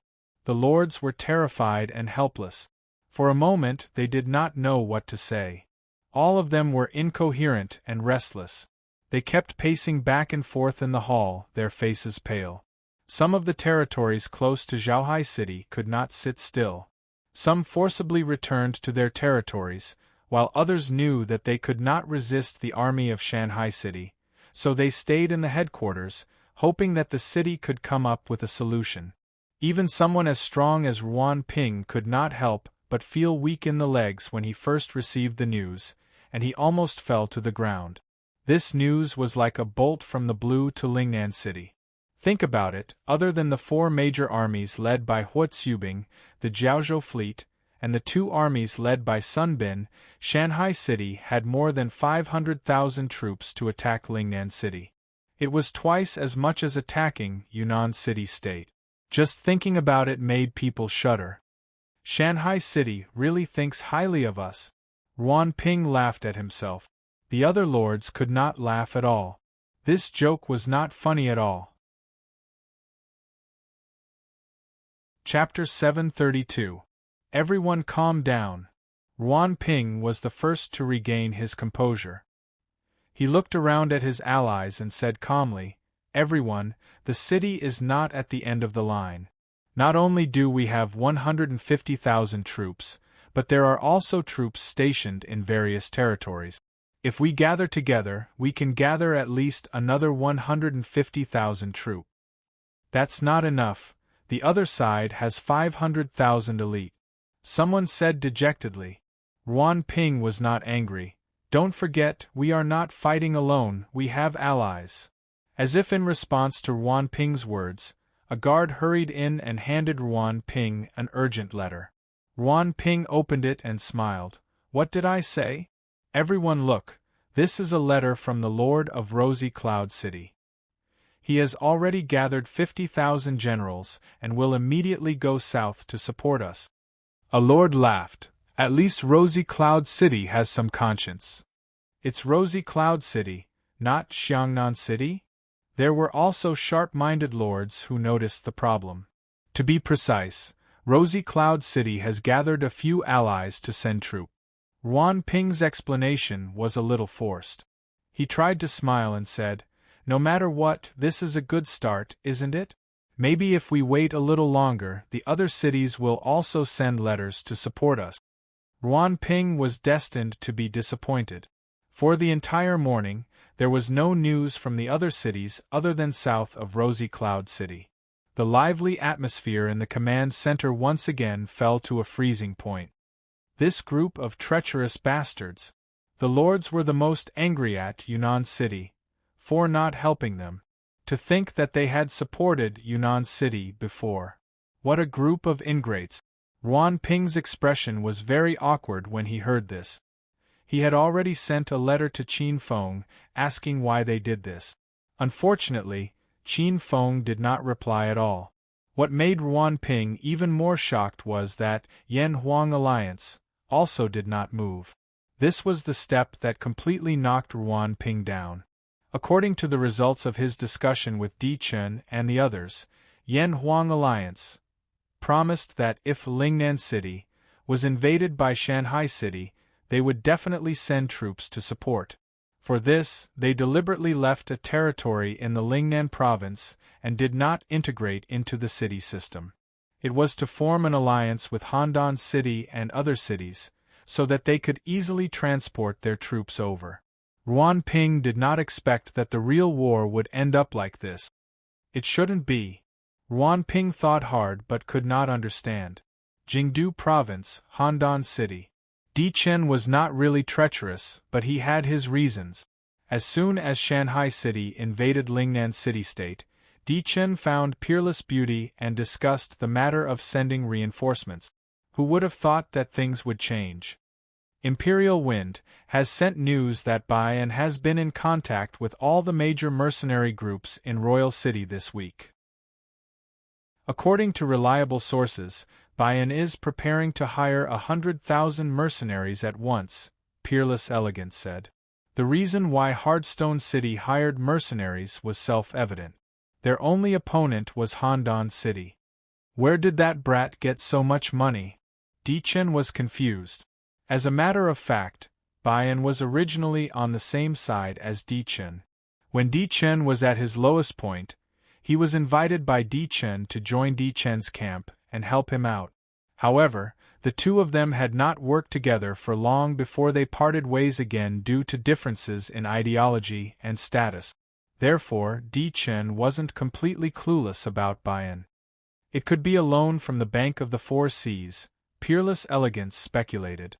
The biggest possibility is that Say Without Clothes lent it directly to Tao Wu. Maybe it's a loan from the Bank of the Four Seas. Di Chen speculated. Lucky bastard. Di Chen cursed inwardly. Do you think it was the old fox's idea to do this? Their goal is to hold us back, but in reality, they didn't really hire them? Di Chen speculated. Peerless Elegance nodded and said, We can't rule out this possibility. But I think it's an overt plot. If we don't send troops, both sides will be fine. But if we send troops to help Lingnan City, they may take this opportunity to take a bite out of the north. All the signs show that Don't Say Yu Wui doesn't just want to set up a nail in the north, but also wants to cultivate a force that can contend with our division. So, Wanshur City has a reason to attack us. Peerless Elegance took this opportunity to remind Di Chen not to look down on their neighbor in the north. So, the old fox is using money to pressure us and warn us not to act rashly? Di Chen's face darkened. Wasn't this the exclusive skill of the nobles? Why did the old fox use it on them in the blink of an eye? How ironic. You can think of it that way. Peerless Elegance saw through it. The game had its rules, and the distribution of wealth was different from reality. If the nobles were still immersed in their position as the reapers of wealth, they would suffer a setback again. If we don't send troops, how can we explain to our ally, Wan Ping? Di Chen was in a dilemma. Peerless Elegance's eyes were calm, but her words were cold. What explanation do we need for a dead man? She was not optimistic about Lingnan City, at all. A worthless pawn was destined to be abandoned. Di Chen was silent. It was not that Di Chen could not bear to abandon Wan Ping.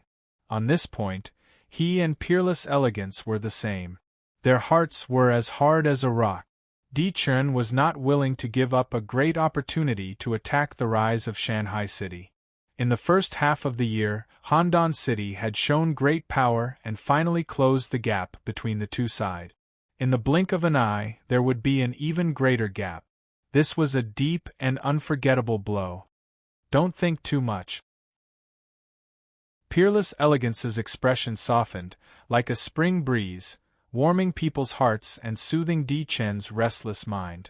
She said, It's better to settle down and strengthen our own foundation. Imperial Wind reported that there are still some hidden resistance forces everywhere in the territory, ready to make trouble at any time. Hearing this, Di Chen struggled several times, and finally sighed dejectedly. This feeling of being suppressed and schemed against by the opponent was very uncomfortable for a proud person like Di Chen. If not for the tempering, Di Chen would have already exploded. As for now, Di Chen could easily control his emotions. Even when he was defeated in the Battle of Red Cliffs, he did not say anything, but his mentality was getting better. I'll listen to you. We'll watch the show from the side. Di Chen nodded. Peerless Elegance smiled gently. Oh right. Di Chen suddenly thought of something and asked, 2 days ago, Xiongba proposed at the Alliance meeting that we should activate our secret power to find the dragon acupoints. What do you think? Peerless Elegance thought for a moment and said, We can do it, but don't have too much hope. What do you mean? Peerless Elegance flipped his hair and said with a smile, For the dragon acupoints person, I specially asked Imperial Wind to collect information about him. This person is a mission maniac. He does things with a one-track mind and likes to go all the way. To put it bluntly, he likes to go to a dead end. That's right. Otherwise, he wouldn't have fallen out with the old fox because of such a small matter. He's really stupid. Di Chen nodded in agreement. It's not stupid. This person was chosen by saying nothing close, and developed to this day, so he has some ability. At least, he's not really stupid. Peerless Elegance shook his head. If we go to find the dragon acupoints, it's more likely that we'll be used by each other. The dragon acupoints person won't really trust us. That's not bad. Di Chen nodded. In Di Chen's eyes, allies were also making use of each other. There's one more thing. It's different from the saying nothing close. The dragon acupoints person has the mentality of hating the rich. To put it bluntly, it's the mentality of an ordinary citizen. They don't have a good impression of the aristocratic families, Peerless Elegance reminded. Di Chen nodded. I've also heard about this. Speaking of this, Di Chen's face changed. He suddenly remembered that he had been humiliated by the siege lion and the dragon acupoints person in the first system auction. In the past, Di Chen had no interest in coming into contact with the dragon acupoints person. But now it was different. For the sake of benefits, Di Chen could choose to forget the previous unpleasantness. Peerless Elegance continued, Xiong Ba is so eager to instigate the dragon acupoints person. He wants to build a buffer between Overlord City and Shanghai City. Especially when the Lingnan War starts, it looks like Shanghai City will take over Lingnan Province.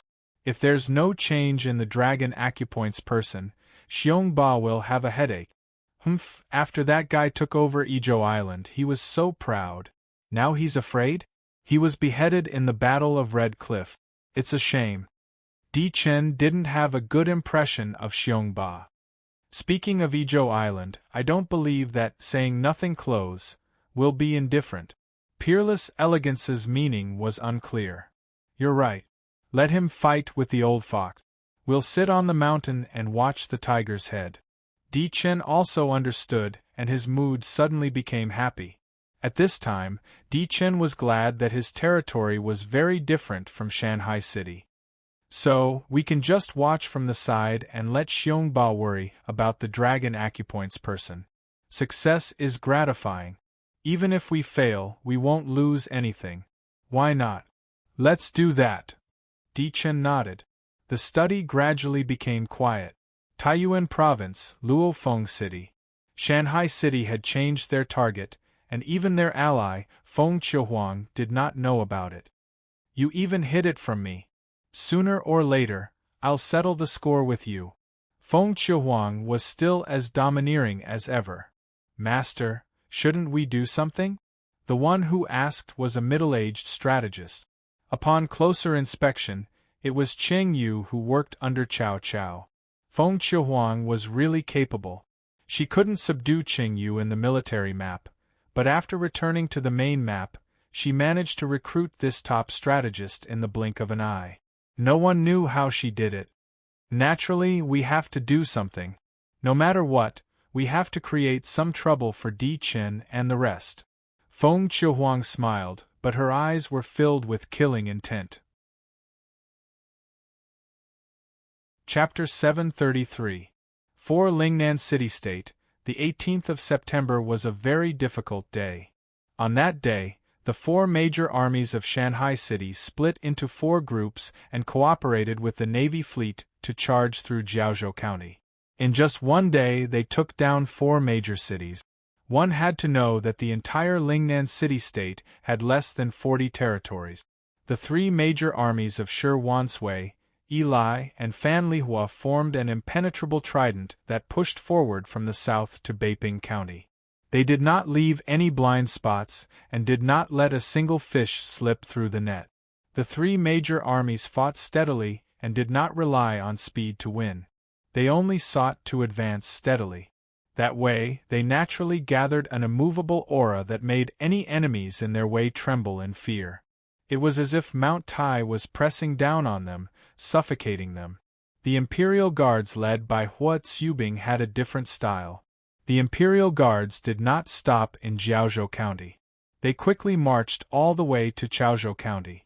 In just one day, they arrived at the border of Chaozhou County and prepared to launch a surprise attack on Chaozhou County. Before the battle began, the General Administration of Military Affairs had circled 8 key targets on the map for the Imperial Guard. As long as they took down the 8 major cities of the 2 counties, no one could stop the Imperial Guards. Huatsubing led a precise attack. Even if the territory behind the Imperial Guards had not been cleared, Huatsubing was confident that he would not be surrounded by the enemy because the enemy would not be able to track the Imperial Guards. Only Huatsubing could execute such a strategy. It was a unique skill. Lingnan Province, Alliance Command. Their territory was ravaged by the enemy, and they were isolated and helpless in foreign affairs. Ruan Ping and the others were so worried that their hair turned white. The next morning, the lords who had not slept all night gathered in the meeting hall with dark circles under their eyes. "We can't sit around and wait for death," Ruan Ping shouted. "We have to take action." "That's right. We can't take chances. Shanghai City's goal this time is very obvious. They want to completely eradicate the Lingnan city-state. There is no room for compromise." Someone echoed. "At this time, we can only fight. We can only fight." A group of people who had been forced into a desperate situation let out their strongest cry. "Our biggest advantage now is that we can teleport at any time." Ruan Ping was the first to speak. "We must make good use of this advantage and give the enemy a fatal blow. I suggest that, with the exception of the territories that are still fighting against Shanghai City's army, all of the other territories' garrisons should gather together and secretly rendezvous with our allies. Let's gather our superior forces and get rid of one of Shanghai City's legions first." Seconded. Seconded. The city-state had no way out now. It could only cut off all means of retreat and fight with its back to the river. "Which army should I attack?" Ruan Ping came to the front of the battle map and said, "According to the intelligence from the front lines, the Imperial Guard Corps has penetrated deep into the enemy's territory alone. Unfortunately, the commander of the enemy was Huatsubing, so it would be too risky to trap them. It was not worth it. Therefore, I suggest that we attack the enemy's right flank, the Fanlihua Corps." All the lords agreed with him. They did not have the confidence to go against Huatsubing. On the other hand, the Fanlihua Corps was positioned on the flanks and had more room to maneuver. Furthermore, Fanlihua was a female general, so the lords instinctively regarded her as the weakest general. Furthermore, the Fanlihua Corps was positioned on the right flank and fought in a roundabout manner. There were many ambush points that could be chosen, and it would not be easy for the enemy to plot against them. It had to be said that Ruan Ping had some skills and was very accurate in analyzing problems. Ruan Ping pointed to a city on the map and said, "I suggest that we set up an ambush here." All the lords moved forward to take a look and immediately understood. The city that Ruan Ping had chosen was surrounded by mountains on 3 sides. Only the south side was a flat area like a huge pocket. This way, the Fanlihua Corps would be trapped in the pocket from the south and would not be able to escape. Even better, there were no large rivers around the city, which basically prevented the enemy fleets from joining in the fun. Wonderful! Amazing! Brilliant! All the lords were generous with their praise, causing Ruan Ping to smile. Of course, this was not Ruan Ping's improvisation. He had been thinking about these problems the entire night. From the looks of it, it was very beneficial to make sufficient preparations. Since everyone agrees, let's move. Ruan Ping knew that with every moment they delayed, a city might fall, and the strength of the city would be weakened. Thus, they had to race against time. Pass down the order. Immediately break camp and retreat from the border. Gather at Xinjiang City. Xinjiang City was located at the border of Jiaozhou County. It was the largest fortress the Alliance Army had set up at the border. The Alliance Army's main supply base was set up at Xinjiang City. Thus, it was only natural for the army to retreat to Xinjiang City. Will the stalwart Tiger Army let us retreat easily? Someone was worried. Ruan Ping was not worried. He smiled and said, "Don't worry. No matter what, we have an army of 150,000, and all of them are elites. There are only 2 armies on the other side. As long as we make arrangements for retreat and take protective measures, the enemy will not dare to act rashly. At most, they will follow us and will not attack. That makes sense. All right, hurry up and make the arrangements. Also, inform the garrison of the various territories to prepare for teleportation. When we reach Xinjiang City, we will teleport to the target city at the same time, Yuan Ping instructed. Why don't we let them teleport over first? Are you stupid? Another lord answered on his behalf before Yuan Ping could say anything. Shanghai City's intelligence agents have been watching us. If we all teleport over together, even if their agents are blind, they will know what's going on. Will they still be fooled? Oh!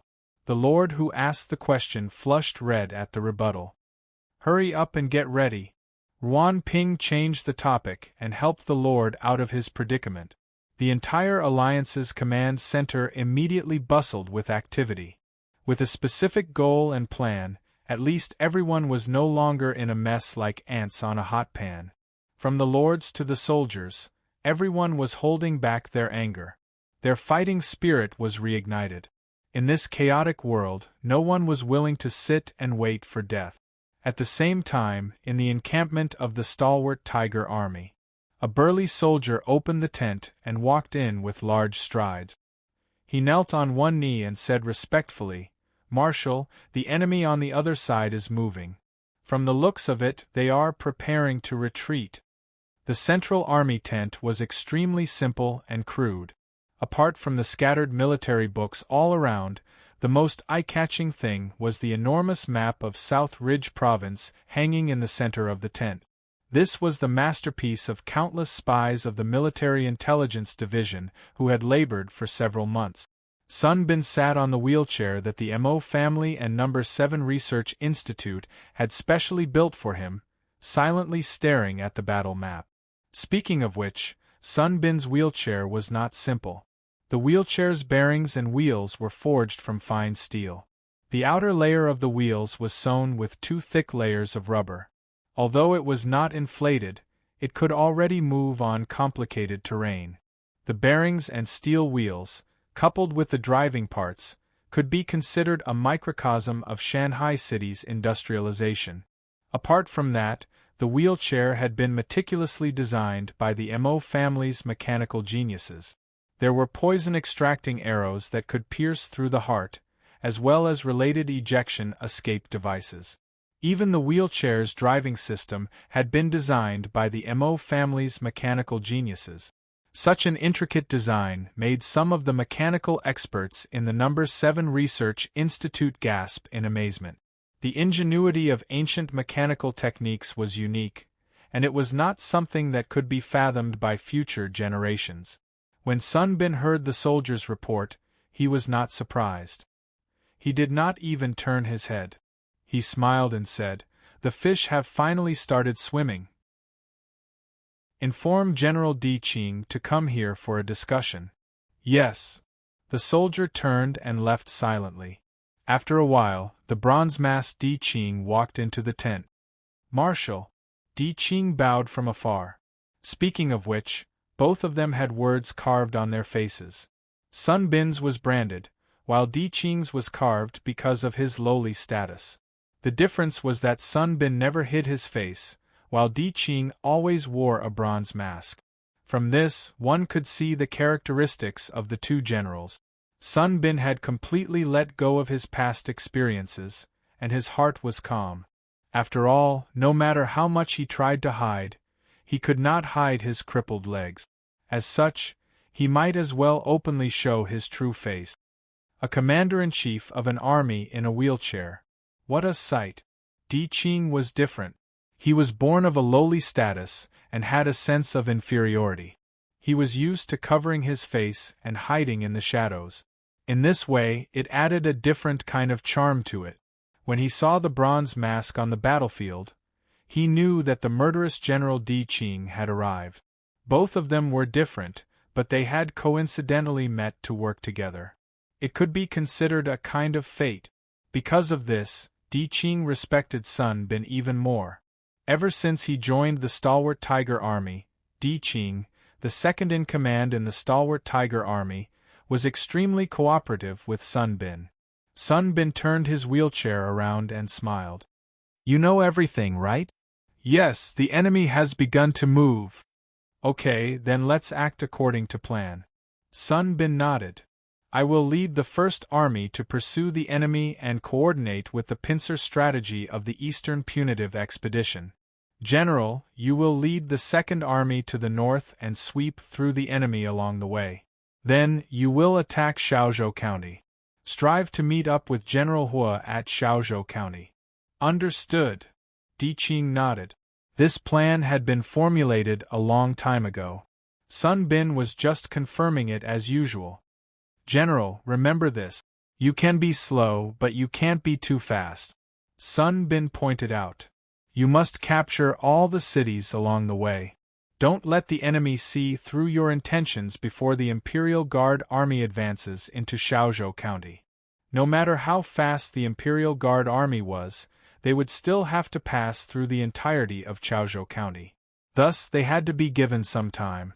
Sun Bin's instructions were naturally to prevent alerting the enemy. "Don't worry, Commander-in-Chief. I will remember." Di Qing was a calm and wise general. "Then let's begin." Chapter 734. 19th of September, White Stone City. In the darkness of the night, the teleportation array in the center of the city flashed with white light. The 150,000 soldiers of Lingnan City, as well as the 100,000 soldiers that had been hastily gathered, were quietly teleported over. There were also 50,000 reserve troops on standby, ready to be teleported over at any time. The vast army filled the inconspicuous city to the brim. An hour earlier, the entire city had been placed under martial law, allowing entry but not exit. At the entrance of the teleportation array, Yuan Ping summoned the leading general and solemnly instructed, "General, immediately arrange for soldiers to guard the various relay stations and teleportation arrays. Prohibit anyone from entering or leaving the relay stations or approaching the teleportation arrays. If anyone is found to be abnormal, kill them on the spot without interrogating them." Understood. In the Battle of Zhaoqing, Yuan Ping had used a trick to successfully capture Tianshuang County from the inside. Now that they were in charge of defense, Yuan Ping naturally had to prevent the enemy from using the same trick on them. The purpose of guarding the relay station was to prevent the news from leaking out as much as possible. Of course, Yuan Ping's trick could not stop the mountain sea guards and black snake guards. That night, hummingbirds took off from a nameless corner and disappeared into the night. The next morning, the various armies of Shanghai City received the relevant information. City Lords' residence. Yuan Ping gathered with the various lords and the chief generals of the various territories. "Where is the enemy's Fanlihua army?" This was the question that everyone was most concerned about. The intelligence officer reported, "Based on the enemy's speed, the Fanlihua army will arrive outside the city by tomorrow afternoon at the latest.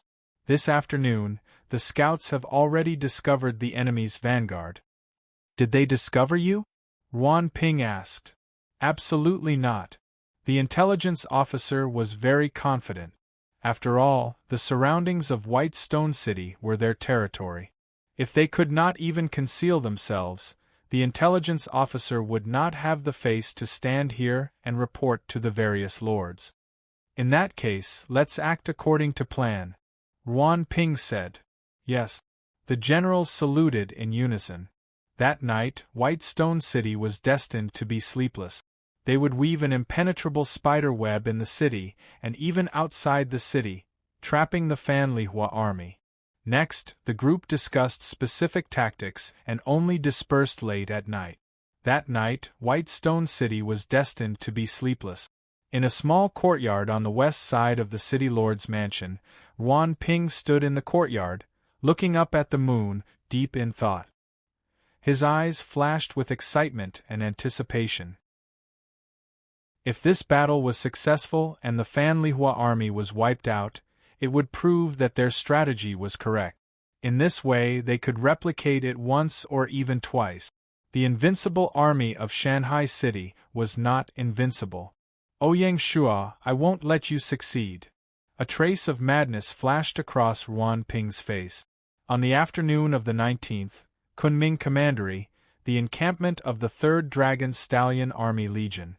The sky was cloudless, and the wind was gentle. At this moment there was a mechanical roar in the air. Then a giant dolphin flew over from afar. A dolphin flying in the sky? Those who raised their heads along the way were all dumbfounded by the spectacle. The soldiers of the 3rd Division who were training were no exception. They all looked up at the sky and pointed at it. If not for the military discipline, it would have been a mess. What is that? A big bird? Not everyone knew about dolphins. What the ancient people knew and saw, especially to ordinary people, could only be passed down through word of mouth. To these people who couldn't swim, they didn't know about the dolphin at all. A soldier from a fishing village said hesitantly, looking at its shape, "It seems to be the dolphin that the old people in the village mentioned? What the hell? Haha, dolphin, you must be joking. Dolphin, dolphin, although we don't know what it looks like, at least it's related to the sea. Have you ever seen an animal in the sea flying in the sky?" After being choked like this, the youth from the fishing village also lost his confidence. "Look, it's flying toward us. Oh no, it's not a spirit beast, right? Don't attack our camp. Quick, inform the archers." "Idiot, quickly inform the general." Seeing the big bird flying closer and closer, the soldiers who had never seen such a thing panicked. "What are you shouting for? Everyone, return to your positions." At this moment, the commanding officer stood up and began to maintain order. In the central camp, Zhang Liao received the news and walked out of his tent. He looked up at the sky and was dumbfounded by the big bird flying closer and closer. Could this be the Mo family's mechanical bird? Zhang Liao guessed. Just as Zhang Liao was wondering what to do, Ouyang Shua walked over and said with a smile, "General, there's no need to panic. That's our flying machine. Immediately clear a drill ground and wave the red flag."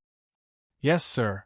Zhang Liao didn't think much and subconsciously carried out the military order. After that, he asked with a confused expression, "My lord, the flying machine you mentioned just now, what is it?" Ouyang Shua smiled. He didn't blame Zhang Liao. Lingxi City had just been merged into Shanghai City, and the 7th Research Institute hadn't had time to educate the civil and military officials of Lingxi City on industrial knowledge. Simply put, it's a flying tool that can be freely controlled and piloted. It's a special item that I obtained from a foreign civilization during my previous voyage, Ouyang Shua explained simply. "I see." Zhang Liao suddenly understood. Although he was a military general, he was Bai Hua's confidant and knew a thing or two about Shanghai City's voyage. Coupled with Bai Hua's intentional nurturing, Zhang Liao wasn't really a noob in modern knowledge. "Since the flying machine has arrived, I have to return to Shanghai City." The war in the southern border had already begun. The eastern, northern, and western battlefields had joined forces to fight. At this time, Ouyang Shua had to return to Shanghai City to take charge and stabilize the morale of the army.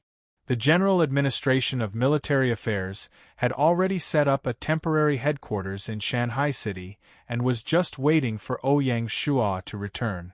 The most convenient way was naturally to directly pilot the flying machine. In just one day, Ouyang Shua could cross Jinan County and return to Shanghai City.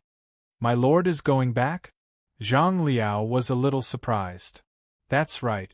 Ouyang Shua smiled and nodded. "General, I'll leave the defense of the Western Front to you." Although the Western Front was calm, it didn't mean that there was no war. Not to mention whether Yunnan City-State would take the opportunity to make some small moves, Di Chen and the others would probably actively urge Qin Fun and the others to face Shanghai City head-on. The 3rd Legion shouldered the heavy responsibility of guarding Kunming County, so they couldn't be careless. When Zhang Liao heard this, he immediately made a military pledge and vowed, "My lord, please rest assured. With the 3rd Legion, we won't let the enemy cross the border." Good. Ouyang Shuo nodded. He admired Zhang Liao's spirit. In history, Zhang Liao was also a master of defense. His ability to resist pressure was very strong. After giving some instructions, Ouyang Shuo didn't stay any longer. When he arrived at the drill ground, after a simple exchange with the pilot, he took out the purple magnetic ore hanging in front of his chest and activated the flying machine. It directly rose into the sky and gradually disappeared. After witnessing this scene, the soldiers of the 3rd Legion immediately worshipped their lord as a true god. Their loyalty to him skyrocketed, and their estrangement with Shanghai City immediately disappeared without a trace. With such a lord, how could they, the soldiers, have any other extravagant desires? The sequelae left behind by the hasty annexation were magically eliminated because of this. If Ouyang Shuo knew the details, he probably wouldn't know whether to laugh or cry. The pilot who sent the flying machine used a blue magnetic ore. It needed to stop midway to recharge, so it had already set off 2 days ago. Ouyang Shuo's purple magnetic ore was different. It was enough to fly directly to Shanghai City. Driving the flying machine, Ouyang Shuo roamed in the sky above the magnificent mountains and rivers of the China region. Looking at the undulating mountains and the dotted cities and villages, Ouyang Shuo couldn't help but feel lofty. His mind was broadened, and he wanted to take all the land under his feet into his chest.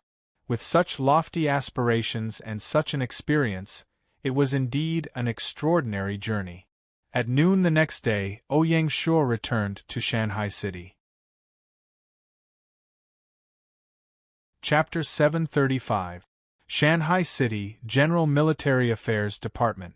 Du Ruhui, Zhao Kuo, and the newly appointed Xiahou Dun were all present at the headquarters of the Military Affairs Department. Other than that, the Military Intelligence Department, the War Department, and the Combat Readiness Division were all mobilized to participate. When Ouyang Shuo walked into the command center, he saw a bustling scene. On the northernmost wall of the command hall hung a 9-meter-long and 5-meter-wide huge map. Impressively, it was the map of the southern border. From west to east, it included the South Cloud Province, South Sichuan Province, North Sichuan Province, South Xiangnan Province, South Ridge Province, Jiangchuan Province, and South Min Province, a total of 7 big provinces. Among them, Yunnan Province, Chuanan Province, and Lingnan Province are the most detailed, located in the center of the map. In the center of the hall, there was a giant sand table that was also 9 meters long and 5 meters wide. At that moment, the sand table was showing the most crucial battle of Lingnan.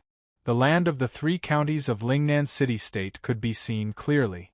In particular, White Stone City in Jiaozhou County was highlighted by a small red flag.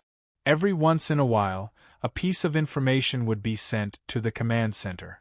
The staff officers of the War Department updated the sand table according to the intelligence reports so that Du Ruhui, Zhao Kuo, and other bigwigs could make decisions. Jun Shang. Du Ruhui rushed over. Ouyang Shuo's arrival instantly silenced the command center. Kuming, what's the situation? Du Ruhui pointed to Baisher City on the sand table and reported, Jun Shang, as expected, the enemy still chose to use the teleportation sniper tactic, and the first sniper location was Baisher City.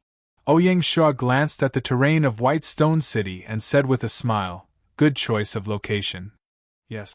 This time, they were prepared to cut off all means of retreat, gathering a total of 250,000 soldiers. I just received news that the Fanlihua Corps has arrived outside White Stone City and is setting up camp. The Fanlihua army knew that White Stone City was a trap, but they still pretended to arrive outside the city as if nothing had happened. As usual, they made the final preparations before attacking the city. Their purpose was obviously not to alert the enemy. Not to mention the Fanlihua army, Even the long-lived Sure army and Evil army showed no signs of moving closer to the Fanlihua army. Only the first corps of the brave Tiger army led by Sun Bin advanced bravely, advancing all the way to White Stone City. All of this was to confuse the enemy. To be honest, this was very risky. The Fanlihua army was required to hold off the attack of 250,000 Allied troops before the other armies arrived. Fighting 1 against 3, he was indeed worried for Fanlihua. This was because the Mountain Sea Guards had not succeeded in placing their pawns in the Alliance army. The Black Snake Guard and the Mountain Sea Guard had a clear division of labor. The Black Snake Guard spies were mainly players, while the Mountain Sea Guard spies were mainly NPCs. Therefore, it was easier for the Mountain Ocean Guards to infiltrate the enemy's rank. 3 months ago, the Mountain Ocean Guards had planted more than 10 pawns in the Alliance. The 3 armies were waiting for one of their key chess pieces to play a decisive role. "Is there any news from number 32? Ouyang Shuo asked. Number 32 was one of the best spies in the Mountain Sea Guard, and he was the commander of the Allied army. Ouyang Shuo was even personally involved in the operation. Number 32 held a formation-breaking talisman in his hand, which was the key to this battle. Before Zhao Qing, Ruan Ping had used a formation-breaking talisman to take over Tianshuang County. Ouyang Shuo wanted to give him a taste of his own medicine. He wanted to use the formation-breaking talisman to destroy White Stone City's teleportation formation, thereby completely locking the Allied forces in White Stone City. This way, the battle in Lingnan would become a battle of annihilation. If they won this battle, the Lingnan province would be theirs. The situation in the China region was constantly changing, and there were too many variables. Ouyang Shuo did not want to play hide-and-seek with the Alliance army. Once they locked onto a target, they had to be killed. The teleportation portal was naturally the teleportation portal. However, it was not easy to destroy the teleportation portal when the enemy was on guard. Now they could only hope that number 32 would be able to make a great contribution. Number 32 has sent a message. With the help of the other spies, it is his turn to guard the teleportation portal tonight. The opportunity to destroy the portal is tonight, Du Ruhui reported with a smile. Alright, then we'll wait. Ouyang Shuo was prepared to stay in the command center. He could not sleep until he received the exact news. The huge command center became busy again. Lingnan Province, Jiaozhou County, White Stone City. The enemy had arrived on time, which made Ruan Ping and the others excited. Now, they just had to wait for the Fanlihua army to attack the city. At that time, the 25 Allied armies would give the enemy a huge surprise. Everything went smoothly. The only exception was that the Fanlihua army took a little too long to prepare. The Fanlihua army arrived at the southern plains outside the city at noon. An entire afternoon passed, but there was no movement at all. According to the spies, the enemy had been building a camp. When the sun rose, a huge camp had already been built on the plains outside the city. Isn't this too cautious? Some feudal lords were puzzled. According to the previous battle style of the Shanghai City Army, not to mention noon, even if they arrived outside the city in the afternoon, they would immediately attack the city after a short rest. White Stone City's geographical location is different. It is normal for them to be cautious. That's right. No matter what, Fanlihua is an emperor-level general. He is skilled in using troops. I'm afraid he will instinctively think that White Stone City is a trap and will not attack the city rashly. The feudal lords subconsciously gave various reasonable explanations. For the entire afternoon, they hesitated several times, wondering if they should launch a surprise attack while the Fanlihua army was still in a stable footing and defeat them in one fell swoop. In the end, they gave up on this tempting idea.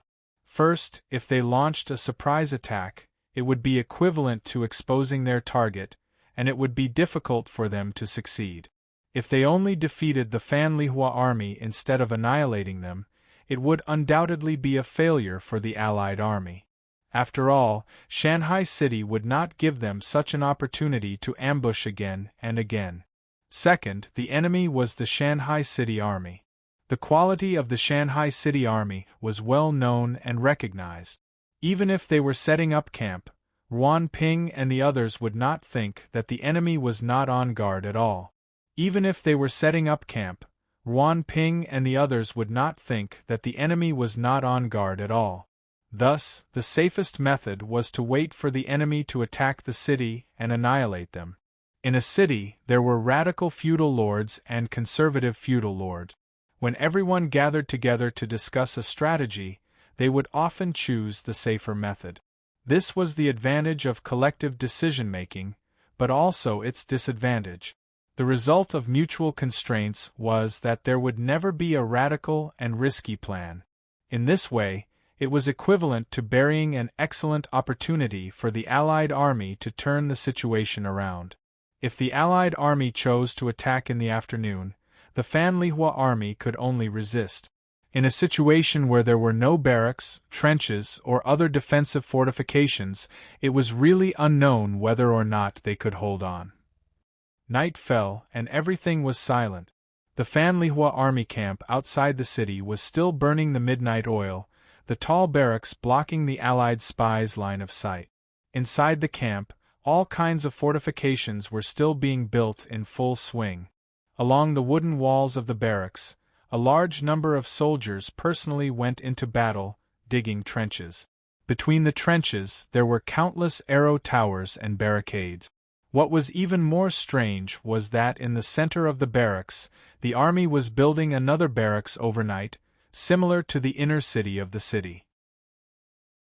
If the Allied spies saw this scene, they would probably immediately see the intentions of the Fanlihua army.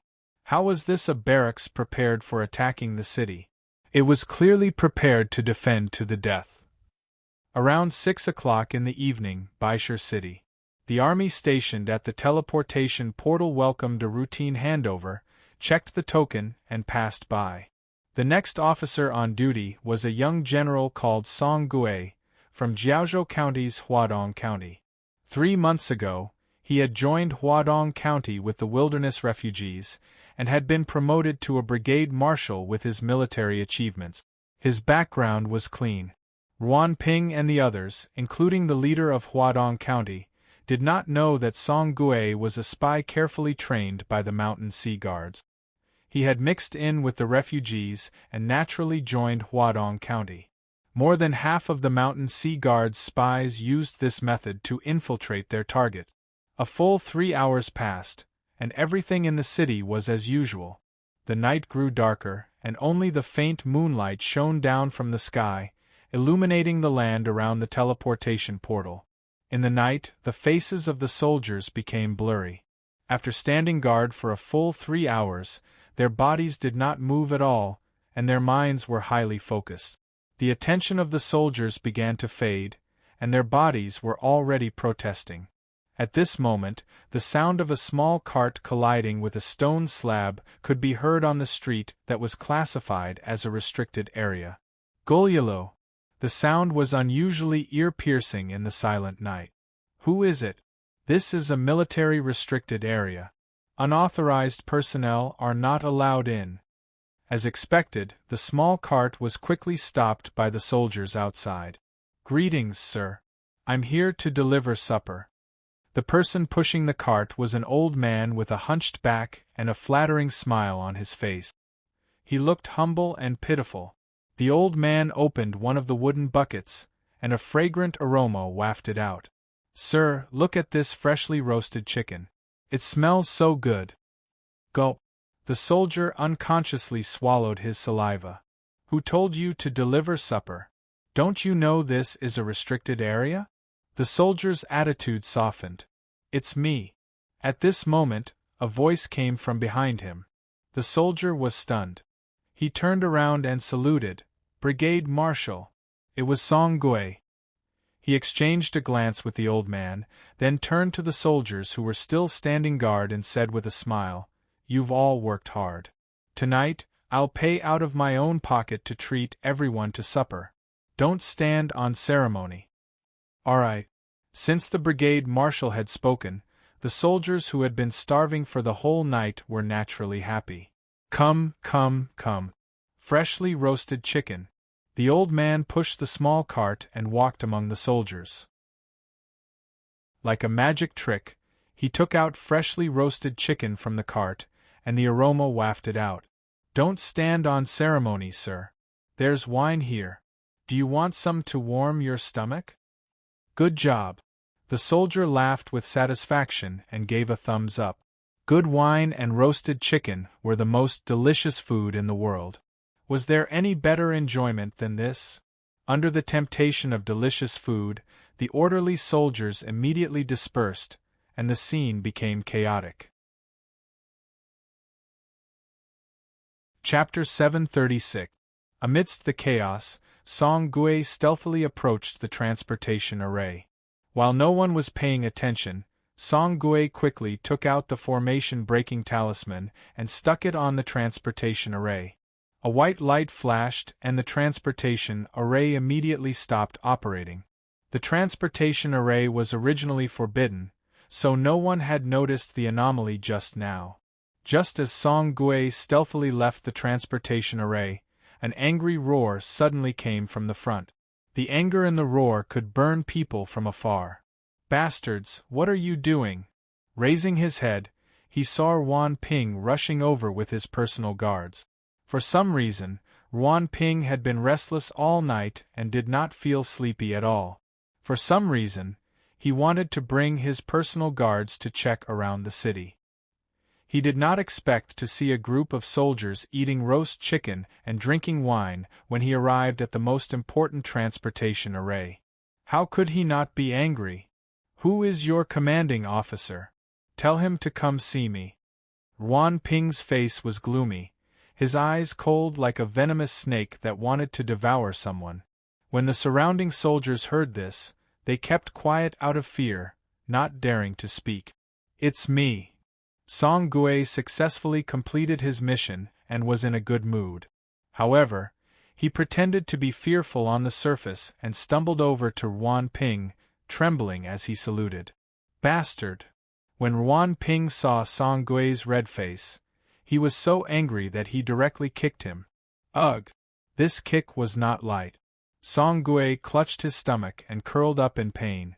When the surrounding soldiers saw this, they were furious. No matter what, Song Gue was their commanding officer. How could he be humiliated like this? There was no subordinate relationship between the alliance troop. Strictly speaking, Ruan Ping had no right to punish them. Seeing this, the personal guards behind Ruan Ping drew their weapons in unison with a whoosh, and they were ready for battle. The surrounding soldiers were even more furious. Some of the courageous ones also drew their weapons. The atmosphere on the street became heavy. It looked like a conflict was about to break out. Seeing this, Ruan Ping was unmoved. Don't move. Amidst the commotion, Song Gue tried to straighten his body and stop his subordinates from acting recklessly. Commander! The soldier was indignant. Song Gue waved his hand and saluted Ruan Ping again. I have neglected my duty and am willing to be punished. Seeing this, Ruan Ping sized up the person in front of him for the first time. This person was not simple. What's your name? Which territory do you belong to? Ruan Ping asked. Your Excellency, I am Song Gue from Huadong County. Are you interested in working under me? Ruan Ping unexpectedly asked. His love for talent had been aroused, and he was actually trying to poach him in front of everyone.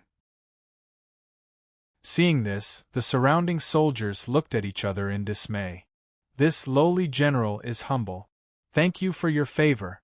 However, I am indebted to Huadong County for nurturing me, so I do not dare to join any other force. I hope Darren will understand. Ruan Ping, on the other hand, liked him even more. His smile deepened. Loyal and devoted. Not bad. But Ruan Ping's expression changed.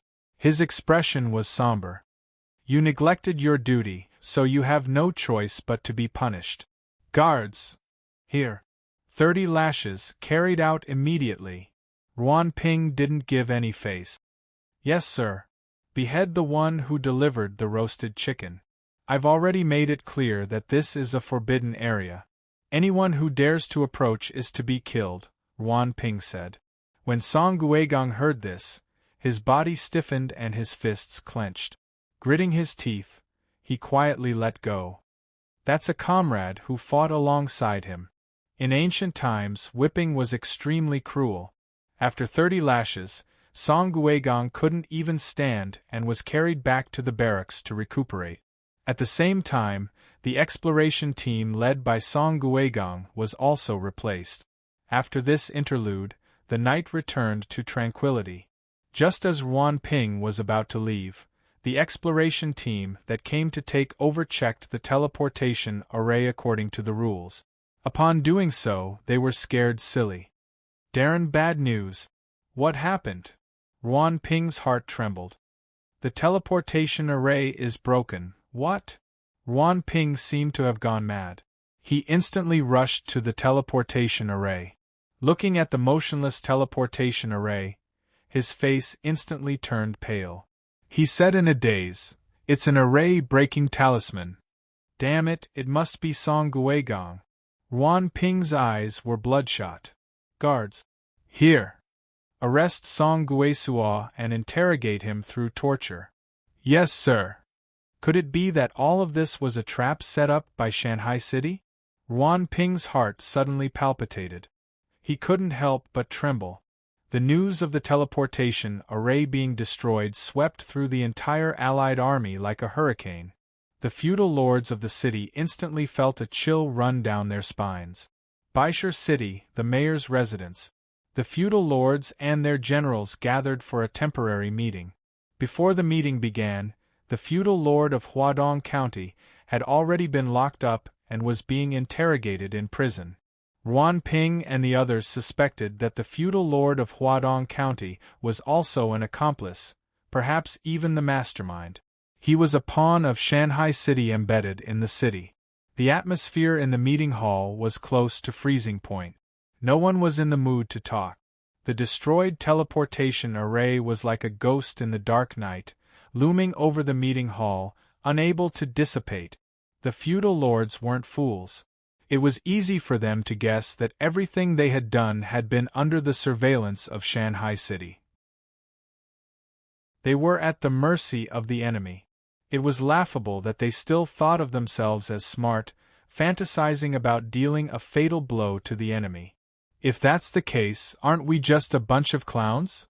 The feudal lords mocked themselves in their hearts. All of their passion, all of their hopes, everything seemed to fade away, disappearing without a trace. All that was left was an empty shell, without a soul. In an instant, the world had turned upside down. They had become a group of people without a tomorrow.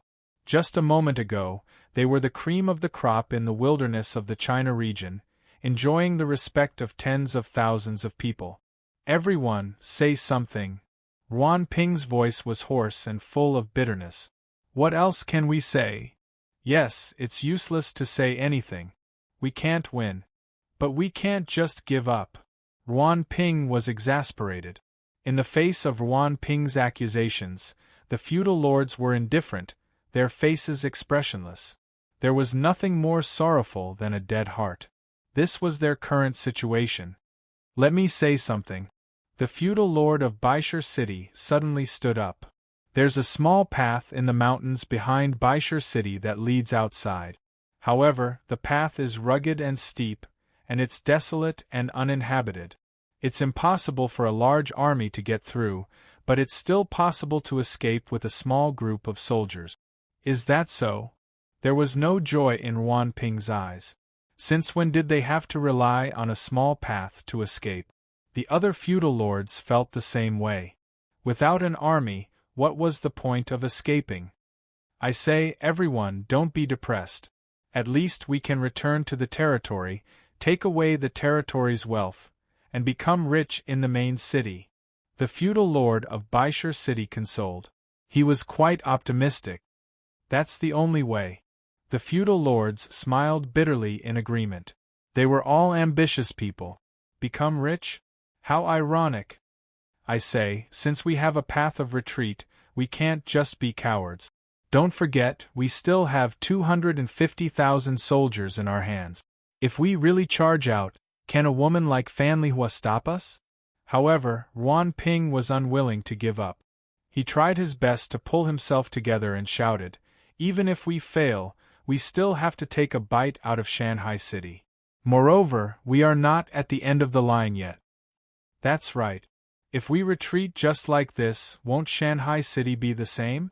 Then let the Fan Lihua army be buried with us. They must be buried with us. A sense of determination rose in the meeting hall. After leaving a path of retreat, the feudal lords began their final journey of revenge. Tomorrow morning, let's not do any ambushes. The enemy won't fall for it. I suggest that we directly leave the city and launch a frontal assault. We will attack the Fan Lihua army in a dignified manner. I don't believe that our 250,000 soldiers can't deal with a group of women. Seconded. Good, this is the final glory of our Lingnan city. We definitely can't mess it up. Defend the glory. Fight for the glory. In the conference hall, the feudal lords were united against the enemy, and their blood was boiling again. However, this blood was not burning with passion, but with life. Like a rootless tree, it was not endless, and it would dry up. Because there was no strategy to discuss, the conference quickly dispersed. Baishar City became quiet again. The difference was that, after the feudal lords returned, they all gathered their trusted aides and secretly arranged for their retreat. The timid ones chose to retreat from the back of the mountain, while the bold ones prepared to retreat from the battlefield. Don't be fooled by what they said during the conference.